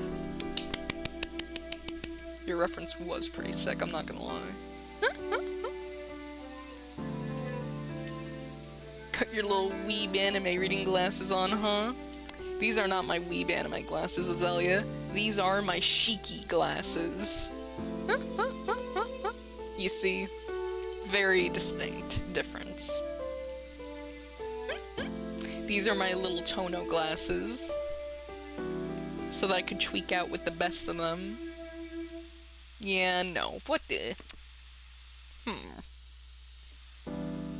You don't know what I can see with my special eyes, you don't know. It would be distracting to see the lines of death while streaming. This is true, this is true. You see, and I don't want to be tweaking out live on stream, you know? That would just be, ick and ew and rather silly. And quite dumb. So honestly, it's for all of your good. Please understand.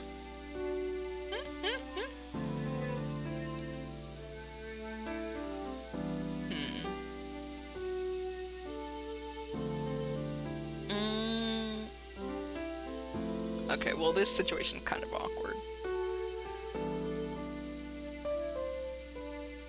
I want to talk about Akiha. Akiha, if I remember correctly, go to the Asagami Ladies Academy, right?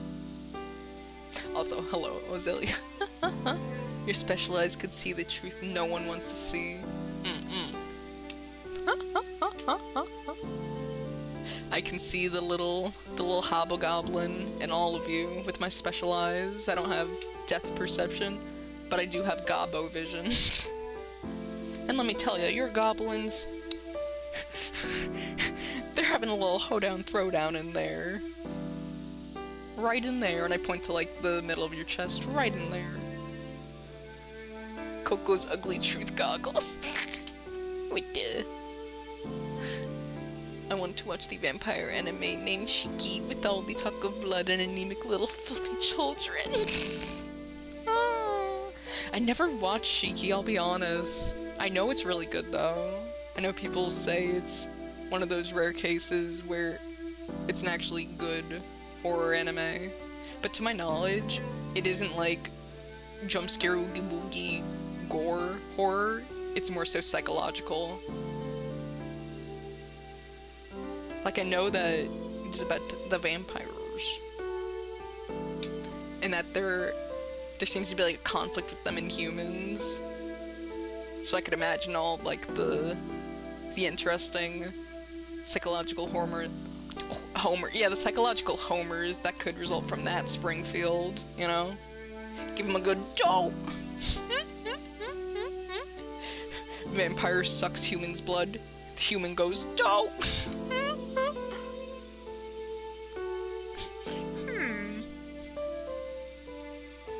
I like vampires. I do too. Do you like vampires, Coco? Psychological Homer syndrome? Shiki is a very good watch. I give it all the props. Yeah, it's on my to-watch list. I have to get around to it someday. Because I'm into shit like that. I love psychological animes.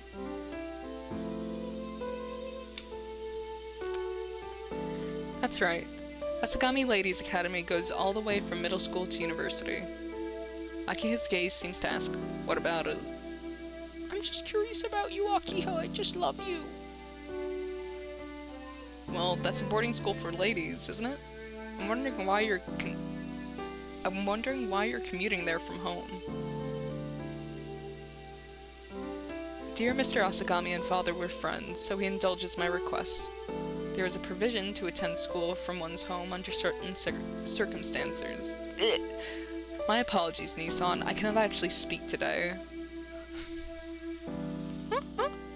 Please, don't talk to me until I've had my morning cup of tea. Jeez, why'd she say that, guys? I didn't wake up from my Kumi dream to be verbally abused. And even worse, made to feel silly. Just a day in the life, I guess. Haha, just a day in the life of Tonoshiki. Coco, but that's why I show up. Left you a recommendation for later. Let me know when you do so I can giggle like a wee little schoolgirl. Why would you be giggling? Silly feeling. Yeah, Shiki do be getting kinda quirky. It's okay though. Akiha gives a concise response, unlike how I read out her dialogue, but that's okay. No, that's not what I'm asking about. You were living in the dormitory up until the old man died, right? Why are you only starting to commute there now? She holds back her words and looks away. Shiki-sama. Akiha-sama has traditionally spent half of every week here. It is nothing extraordinary for her to commute to the academy from the mansion. Oh, really? That sounds tough. Asagami Ladies Academy is in the next prefecture, right? Isn't it easier for you to enjoy the dormitory life rather than having to commute back to the mansion all the time? Yes, you may be right. But it is what father wanted, so I spend half the week here. But the old man isn't here anymore, so you don't have to force yourself, right? Dormitory life looks kind of fun after all. Well, I wouldn't be troubled if it were that easy. But if I were to leave you by yourself, there's no telling what might happen to you, now is there? With things like what happened yesterday, I will still be attending school from the mansion for now. One more thing, Nissan. She straightens her posture and looks right at me. Guys, Aki has given us a posture check. You better be sitting upright, don't slouch. Don't slouch, or else I'll use my special eyes on you.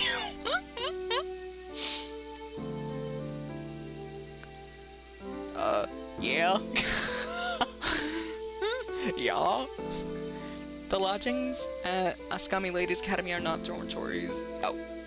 The lodgings at Asagami Ladies Academy are not dormitories. They're boarding houses. Please, get it right next time. She's so cold. Akiha's words are wrapped in thorns. Ugh. Fun times with the family, am I right? Actually, I was pricked plenty of times by them my first day back, but this morning there's something sulky about them. Shiki. He's so dense sometimes. Ugh. It's a difficult situation for both of them, because like neither means the other any ill intent or malice, you know? Their communication is so fucked, and there's so much like suppressed emotions and anger and like resentment even, like definitely resentment. Shiki, Shiki needs me to be here. Like, he needs a little Coco on his shoulder to act as his translator, so that I can whisper in his ear, Shiki, she's not actually upset at you. She's just concerned. Or she's not being cold for no reason, Shiki. It's because you never inquired about her school before, because you didn't keep up contact for 8 fucking years. So now, when you're suddenly showing interest, she's happy about it, but she also feels a bit miffed. And then you get the details wrong about her academy as well to top it all off. That's why, Shiki. Please.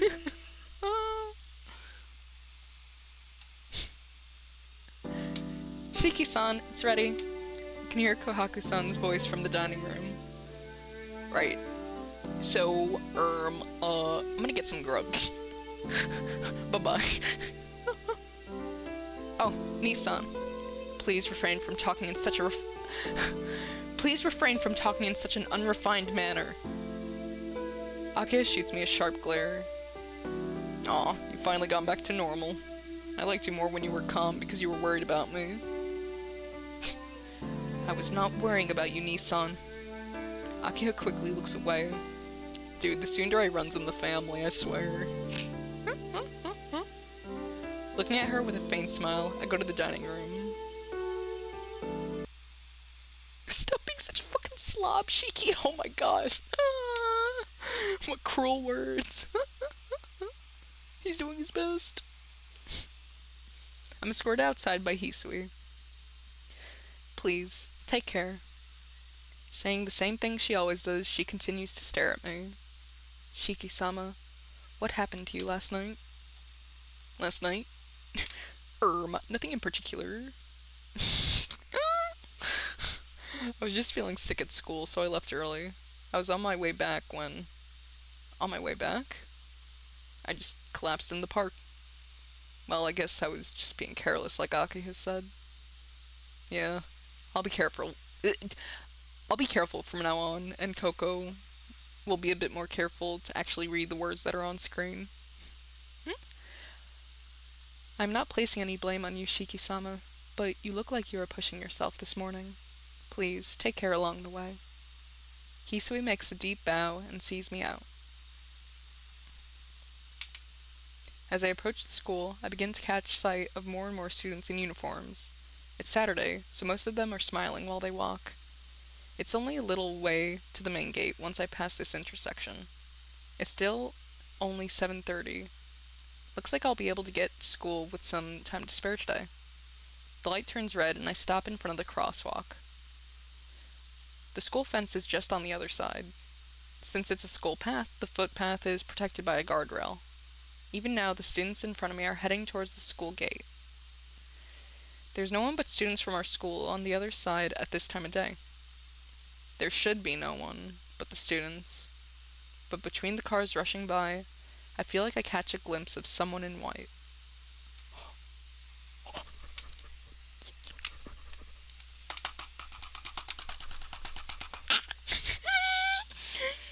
It's her. It's her.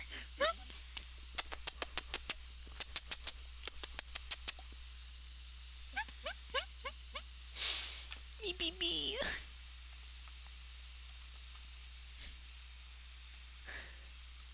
What? Shiki and I are having completely opposite reactions.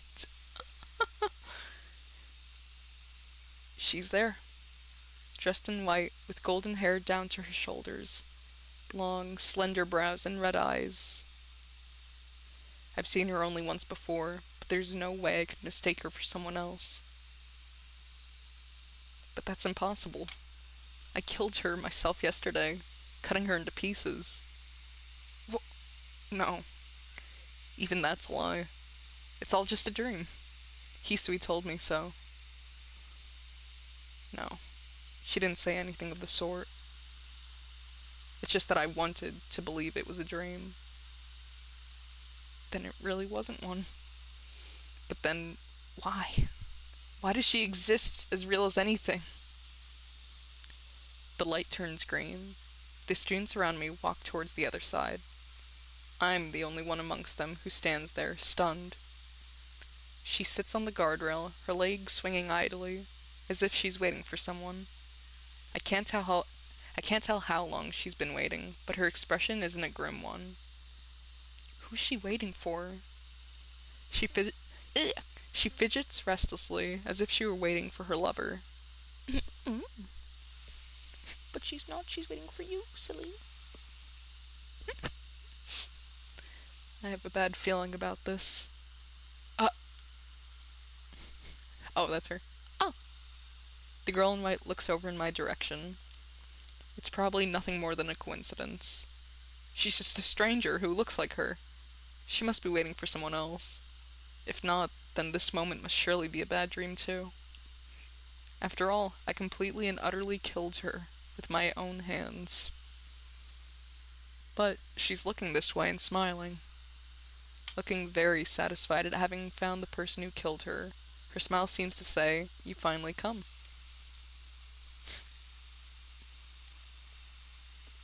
Giving a familiar wave and a smile, she hops off the guardrail.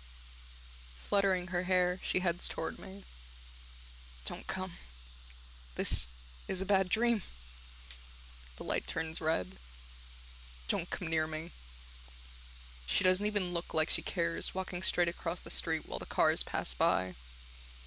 There's only a few meters between us. I'm telling you not to come.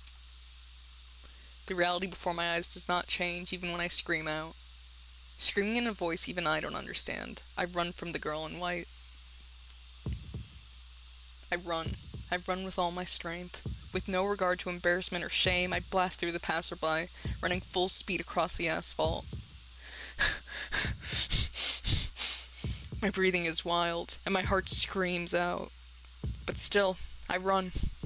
I feel like I'm going to go crazy if I don't. I look behind me. The girl in white is walking towards me. She's definitely following me. The girl I've killed is chasing me. That's more than enough reason for me to run.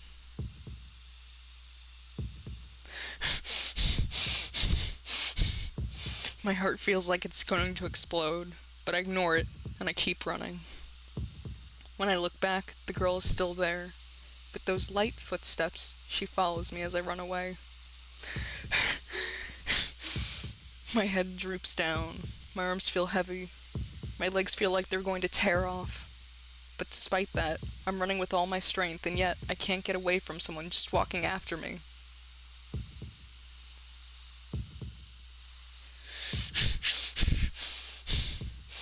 My breathing is out of control. I think I've already run 7 kilometers. But even so, when I look back, she's always there, walking towards me. Naturally, like she's taking a stroll, she follows right behind me. It's not funny, but I begin to laugh. I can't stop laughing. But even so, I run. My body complains that I'll die if I run anymore, but I keep running. The reason is simple. If she catches me, she'll kill me for sure. I ask myself what I base that on, trying to shake it off as mere imagination. But even as I try to console myself, I am the one who knows best it's true.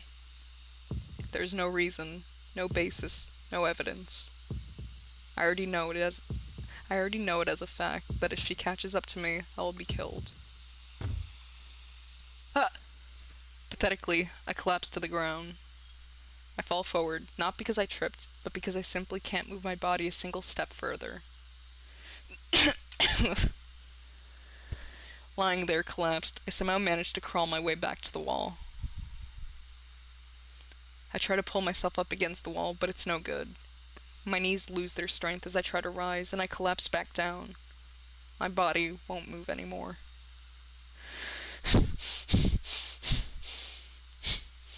I look up as I breathe.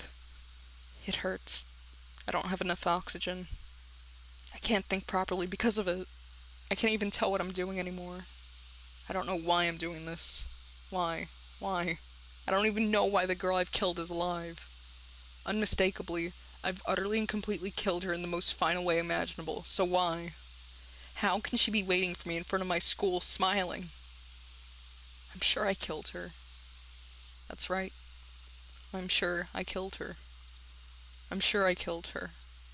I'm sure I killed her. I'm sure I killed her. So why is she so cute? Oh? Is the chase over already?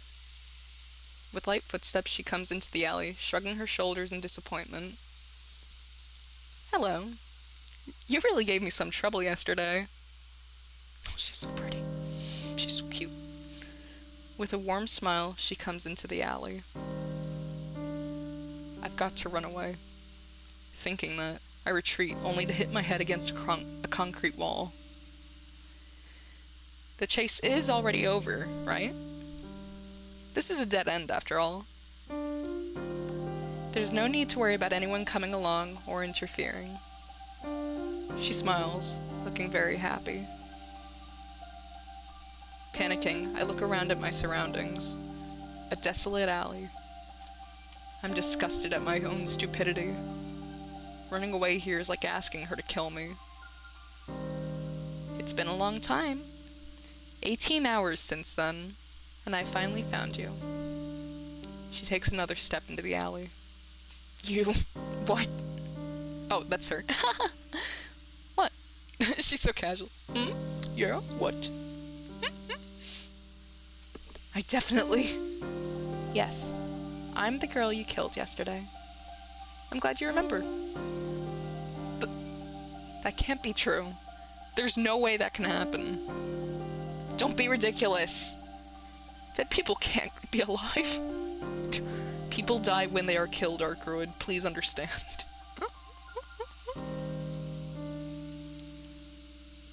That is true, but there's no need for you to be so surprised. I just arrived, that's all. With that curt response, she takes another step, the sound of it reaching my ears. The distance between us is gradually decreasing. Revived?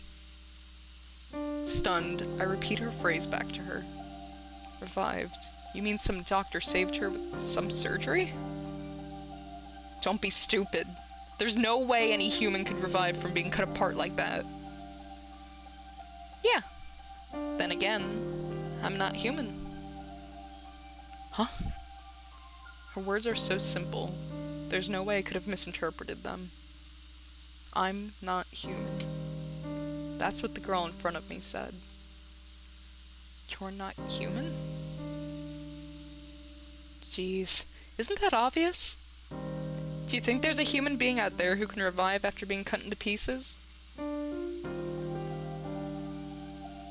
She got you there, Shaky. she got you there.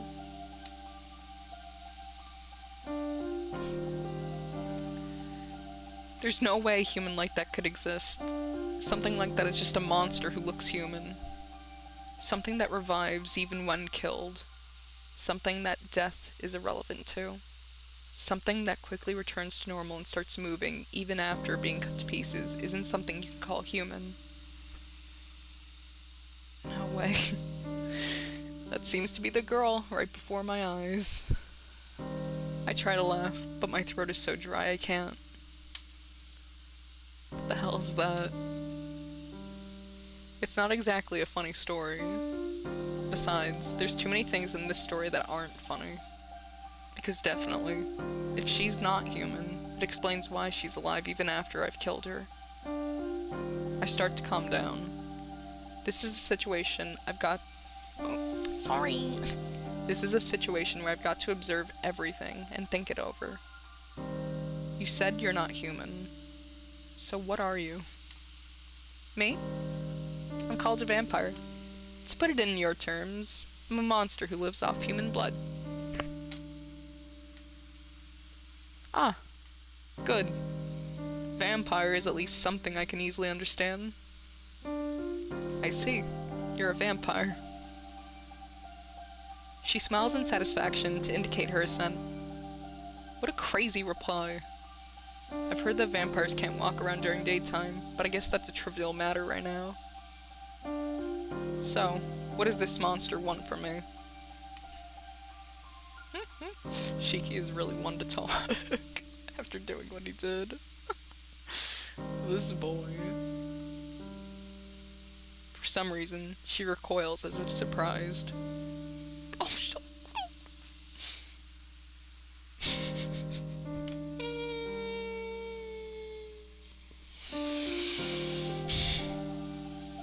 she's so cute, though. She's so cute. After a moment, she puts her hands on her hips and looks at me, irritated. The pouty face. Have you forgotten what you did to me yesterday? Even though you didn't know me, you cut me apart the moment we met. You've got to be pretty used to this to ask me what I want with you now. She looks more disgusted than angry, but right now, that's how I feel too. Because someone I've killed is complaining to me about killing her. Hey, are you listening, murderer? Yeah, I'm listening. Sorry, could you shut up for just a minute? I'm reflecting on how unlucky this is, even for me. Even in this situation, he got the sass.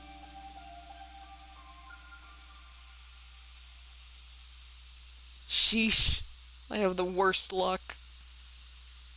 There was a girl I wanted to kill for no reason, and I killed her on pure impulse. My memory wasn't clear after that, so I calmed down, thinking it was just a dream, but it turned out to be real. What's more, turns out this person I've killed isn't even human. I can't help but laugh. But it's not all bad. If the person I killed has come back to life, then that means I haven't actually killed anyone, right? Well, I suppose the fact remains that I killed someone, but she's still alive. And that's something I should honestly be happy about. Yeah, with this, I should be able to get back to living my normal life. A normal school life, just like I did up until now. Well, in exchange, I seem to have been cornered by this strange person. But you might argue that it's a heck of a lot better than becoming a murderer. Okay, I've calmed down. If you've got something to say, I'll listen. Complaints, grudges, whatever. Talk all you want. Yeah, I've got a whole lot of things to say to you, but you're weird. I'm just taking everything in right now. You could say I've built up a resistance to weird stuff like this. I don't think it's much help in this case, though. She stares at me. It isn't malicious. It's strange. I thought that to get someone back when they got you... I thought that to get someone back when they got you was one of the common laws of this world. Then she should be trying to kill me, but... What are you staring at? I had to hold back a lot to not reference Anime Club with that line. I had to exercise the self-restraint of a goddamn Buddhist monk in that moment to not just reference Anime Club. You're here to get revenge, right? Then... yeah, I guess I'm supposed to kill you back, in theory. I'll kill you if you really want me to, but otherwise, I'll pass for now. It's not very efficient that way. She stares at me head on. So, are you sorry? Huh? I'm stunned for a moment. The things she says are so out of place. I'm asking you if you're sorry for killing me. I'm thinking about forgiving you if you are, you see. Besides, I get the feeling you're a pretty bad liar for a human. Sorry, me? Yep. Yep. If you apologize to me, then I'm fine with that. This is unbelievable. What's so unbelievable? Not that the person I killed is forgiving me, but her voice sounds so kind. She heard his thoughts. She went, I can be mad if I want to as well. Hey, You have to give me an answer. Wait, you have to give an answer when people ask you seriously, you know? Come on, hurry up and answer. We can't get on with things until we make it clear whether or not you're sorry. She's angry. Or good angry. Am I sorry, she asks? That goes without saying. Yeah, I regret it. No matter what the reason is, I did kill someone. Without mercy or reason. I killed just for myself. I do regret the fact that I killed someone, but more importantly, the person I killed was you, and so, it's a lie that it's alright if she's alive. It's a fact that I killed her. It's the ultimate violation, the greatest violence possible. So you can get your revenge on me. I thought it was only natural you'd be here to get revenge. I hanged my head, mumbling like I'm confessing to someone. I see. You're not a bad person. So cute. She smiles. Despite calling herself a vampire, she has a very honest face. I've decided. I'm going to make you help me. Help her? What is she talking about? Hey, what do you mean by helping you? It's simple. I'm going to get you to help me deal with the vampire which took root in this town. Hold on, I'm getting more and more confused. Dealing with vampires? But you're a... Oh, no. I am a vampire, but the vampire in this town is a different kind altogether. You live here, don't you? Then, you should know more about the murders... Oh, oopsie. Little slip of the tongue. Then you should know about the murders that have been occurring lately, right? Yeah, quite a few people have been killed already.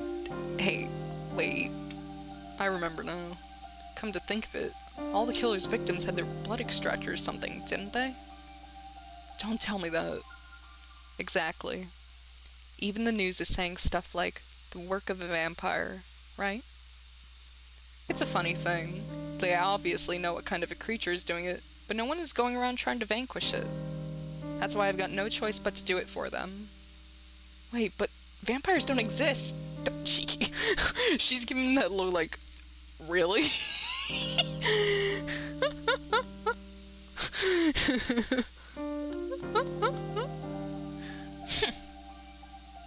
She lowers her brows in annoyance. Oh, that's right.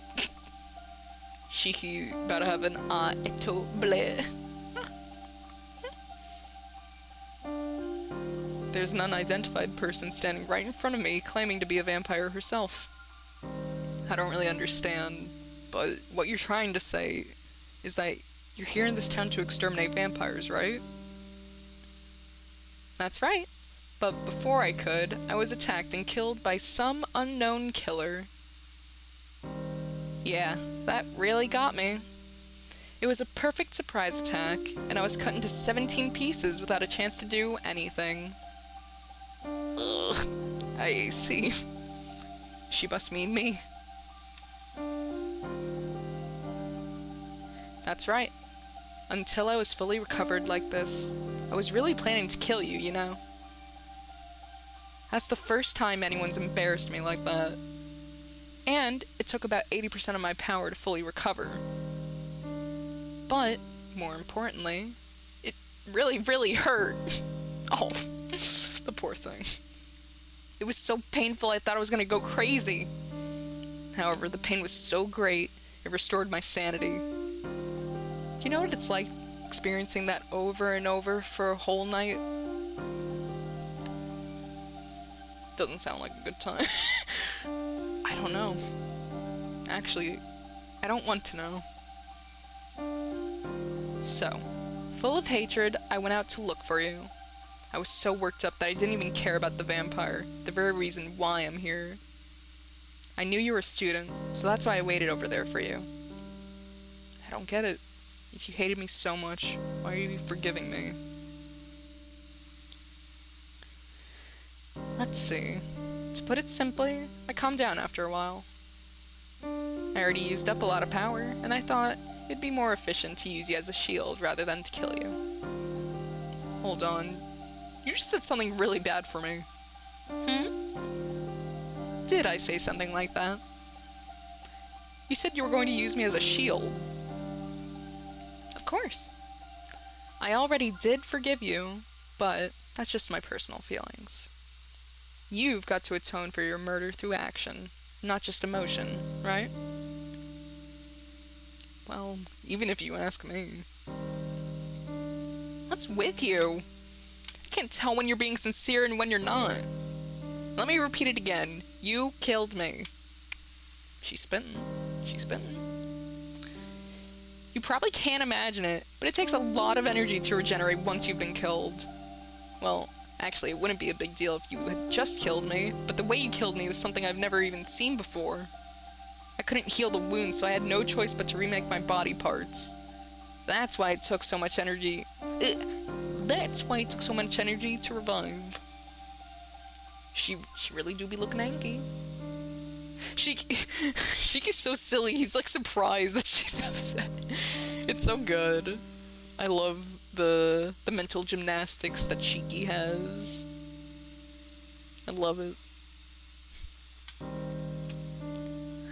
Also, hello there, Yeehaw. Sorry I couldn't welcome you in earlier.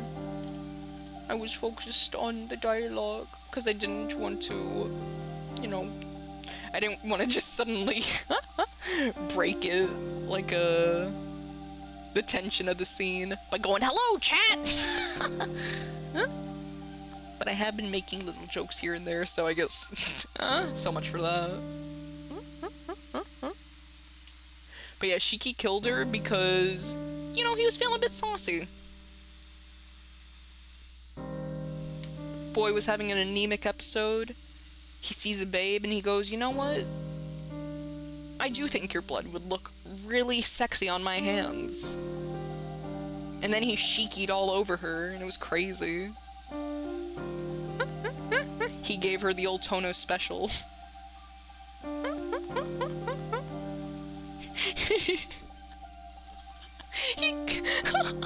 He got her into an unbreakable combo string.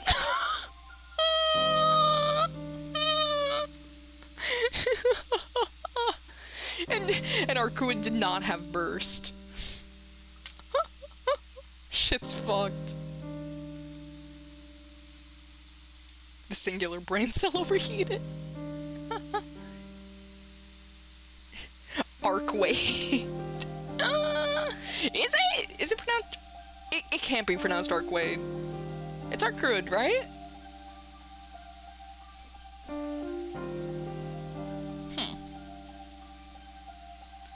It was a horny, mysterious murder. It really was quite horny. Now she has psychological Homer disorder. It's true, but it's still sad, you know? I had to give him a pink frosted sprinkled donut.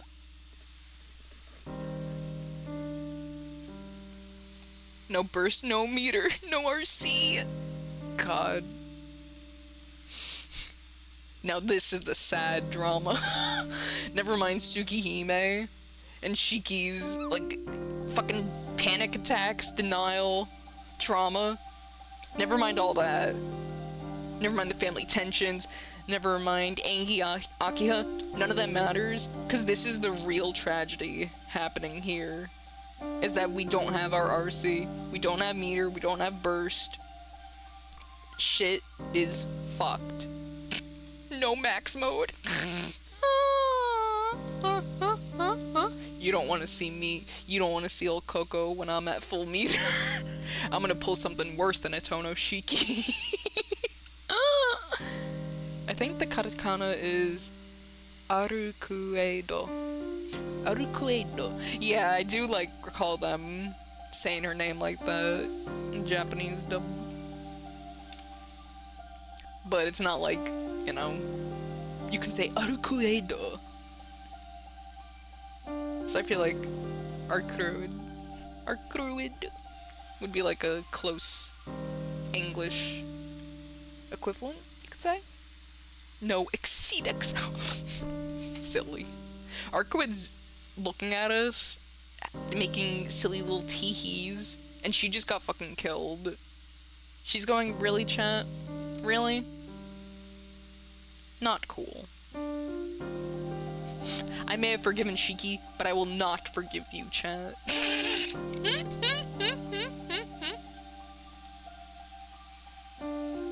Sounds like something Kiryu would say. It seems like she's recalling her forgotten anger while she talks. Anyhow, I'm weak right now. I think I'll be able to recover after 2 nights, but if the enemy attacks before then, I'll be in danger. That's why for now, I'll have you be my shield. You'll have me do it? What are you doing deciding everything by yourself? What? This is all your fault to begin with. So it isn't that... Wait. So isn't that much to be expected?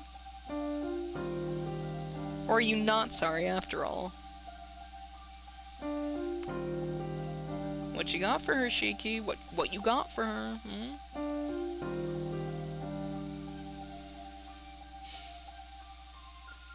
She looks straight at me with honest eyes. Ugh. This is unfair. Sorry or not, using those eyes is unfair. It's unfair she has such pure eyes like that when she claims she's a vampire. I'm... Stuck for an answer, I lift my gaze. Huh? What is it? Something odd is there, in the gap between the buildings. Hold on. What's that? I get up and walk. I walk to the middle of the alley, and I finally realize what it is. A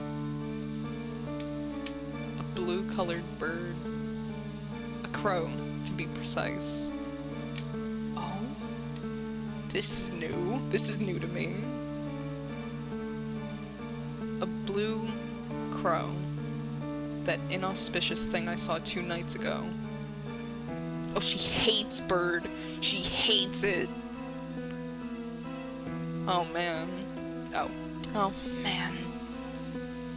The girl murmurs. The crow just stares at us. Jeez. Thanks to your slowness, he found us. The girl looks at the entrance to the alley. Found us? Who? Birdman? Birda? I cast my gaze towards the alley entrance. Oh, wait! Oh no, is it gonna be like the guy in the trench coat? Cause didn't he say that the crow went into him? Like, the crow got a bit wet and wild, got absorbed into the dude.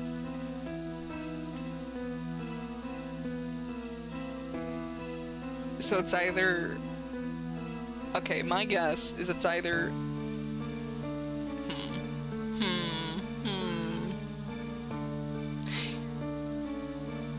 It could be a part of him, or it could be a familiar that he's using to spy, or...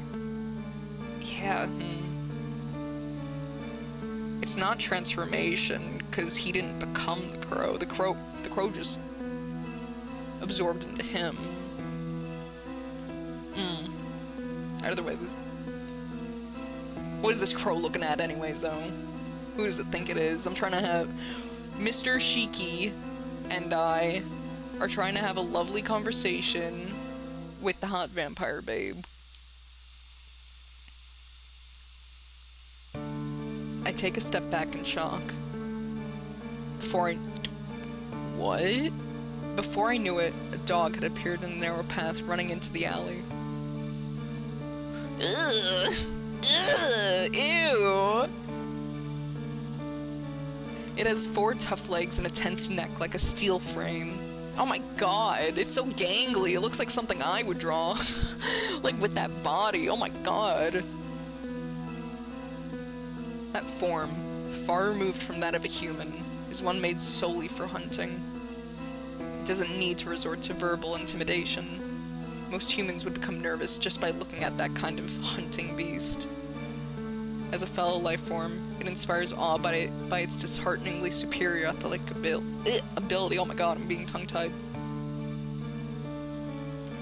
Fur affinity looking ass is crazy. A black dog? I start to shake. The black dog looking in our direction isn't small like a stray. As big as a German Shepherd. Oh my god, that's huge! As big as a German Shepherd or Doberman, it just stands there, menacing us.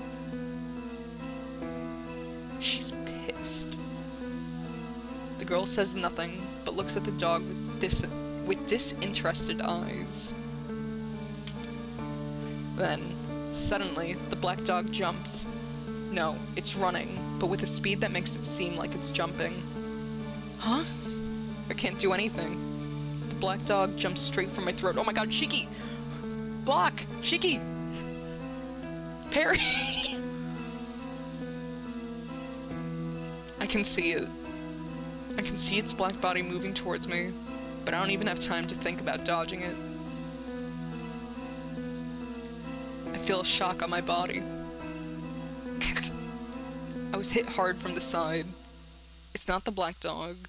It seems the girl pushed me before it could crush my throat. With an easy Whoa. I just combined both those words. I'm trying to speedrun. With an easy movement, like someone throwing a ball, she hurls me into the wall using just one hand. Oof, ow. With a terrific wham, I fall on my rear. Why, you... What in the world are you doing? Never mind that. Keep your eyes in front. The girl yells. I look, having lost sight of me. Its target. Oh, I look, having lost sight of me, its target. The black dog bounds towards the wall. Sticking to the wall like a lizard, it jumps again. It bounces from the wall towards me. The dog's path is like black lightning. Oh my god, that's scary! Jeez! Ew!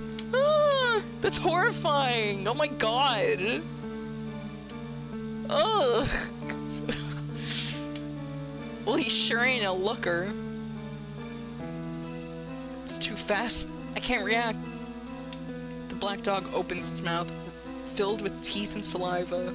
This time it clamps down towards my windpipe.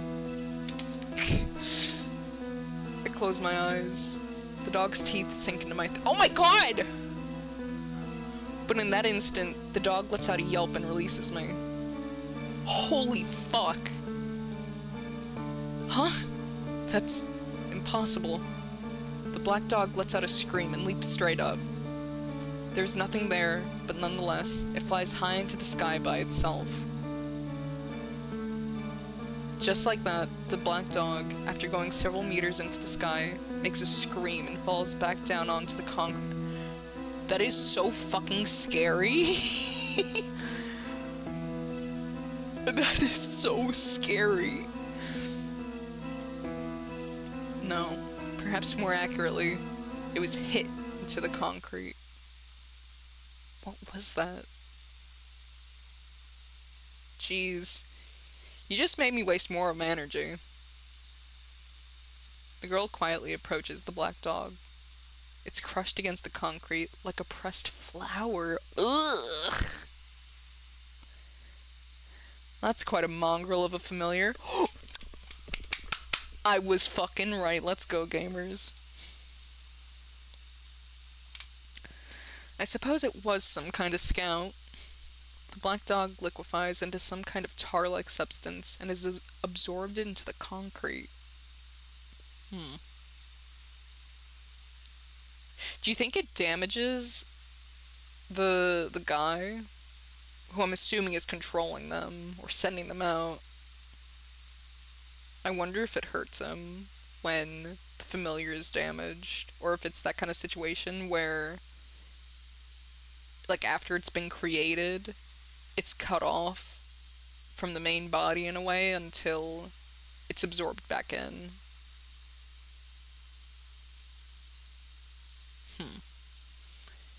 It melted. No, maybe it's just dissolving. Can't be, can it? There's no way chaos... Oh, wait, this hurt. It melted. No. Maybe it's just dissolving? It can't be, can it? There's no way chaos would be in a place like this. Heaving a long sigh, She approaches me.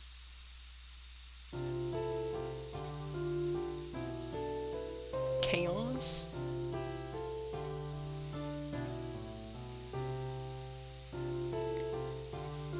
You mean the other fucking Neko creature?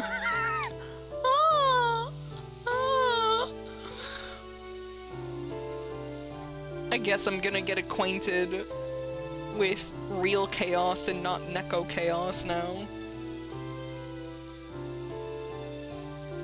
Shiki flawless defense! Shiki do an anti-air! Oh my god! Oh? You don't seem to be hurt, so there's no problem.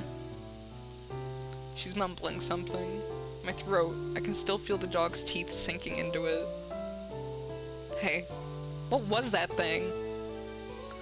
A familiar of an enemy vampire.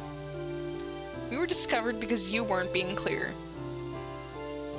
Discovered, you mean by that enemy vampire you mentioned? Yeah. This isn't good, she says with a smile. Huh? This is really bad.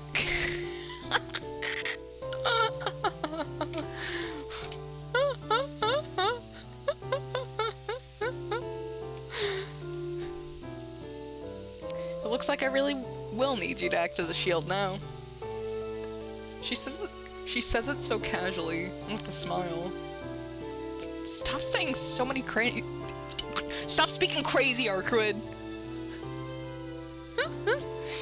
You're talking a whole bunch of mumbo jumbo, and my little shiki brain can't keep up with it. Dogs, vampires, chaos, nekos, what the fuck?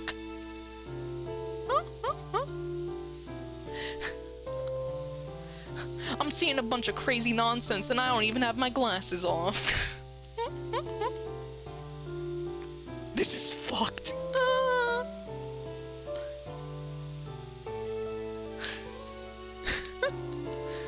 Stop saying such crazy things, you idiot. You saw me. What do you think I can do? You're a lot better off by yourself. Not really. With the power I just used to protect you, I really am empty now. What in the world? I'm grateful she helped me just then, but still. I can't do it. I can't. I don't have the power to drive away something like that. Sorry, but I can't even be a shield. Liar. You killed me. Why would you lie after doing something like that? That was something I don't even understand myself.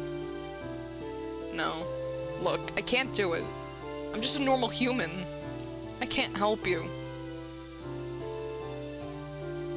Not true. All I have to do is keep watch while I sleep. That's it. You can do that much without any problems, right? That's... She looks straight at me. Somehow, those eyes are making me weaker. Ooh. Ooh. Ooh. Ooh. Stay... Whoa. I just combined... I combined save and state. Huh? These words are meant to be separated. Unfortunately, I can neither read nor speak, though. Whoa. Rest eyes. Aye, Sylvie. Also, hello there. Ugh, I shall rest my eyes for you, Mr. John. But honestly, you came in at a really bad time, because I just looked at the clock, and I should probably get going.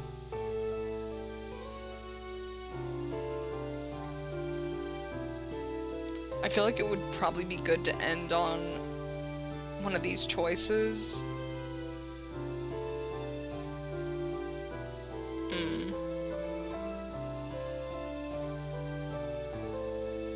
Yeah, because I don't know when the next branching path is gonna come. Assuming that this is the case here. Lol. It's all good. Dr. Meow is finally here. Let's go. Yeah, probably. It's been fun. Glad I got to join a stream again after so long. Yeah, I'm glad to see you after so long. It's good to have you back. But I think that'll be it for Tsukihime for today. I hope you guys had a good time. I sure did.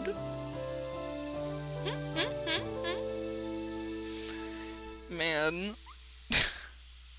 I'm looking so forward to getting to the parts that I don't know anything about yet.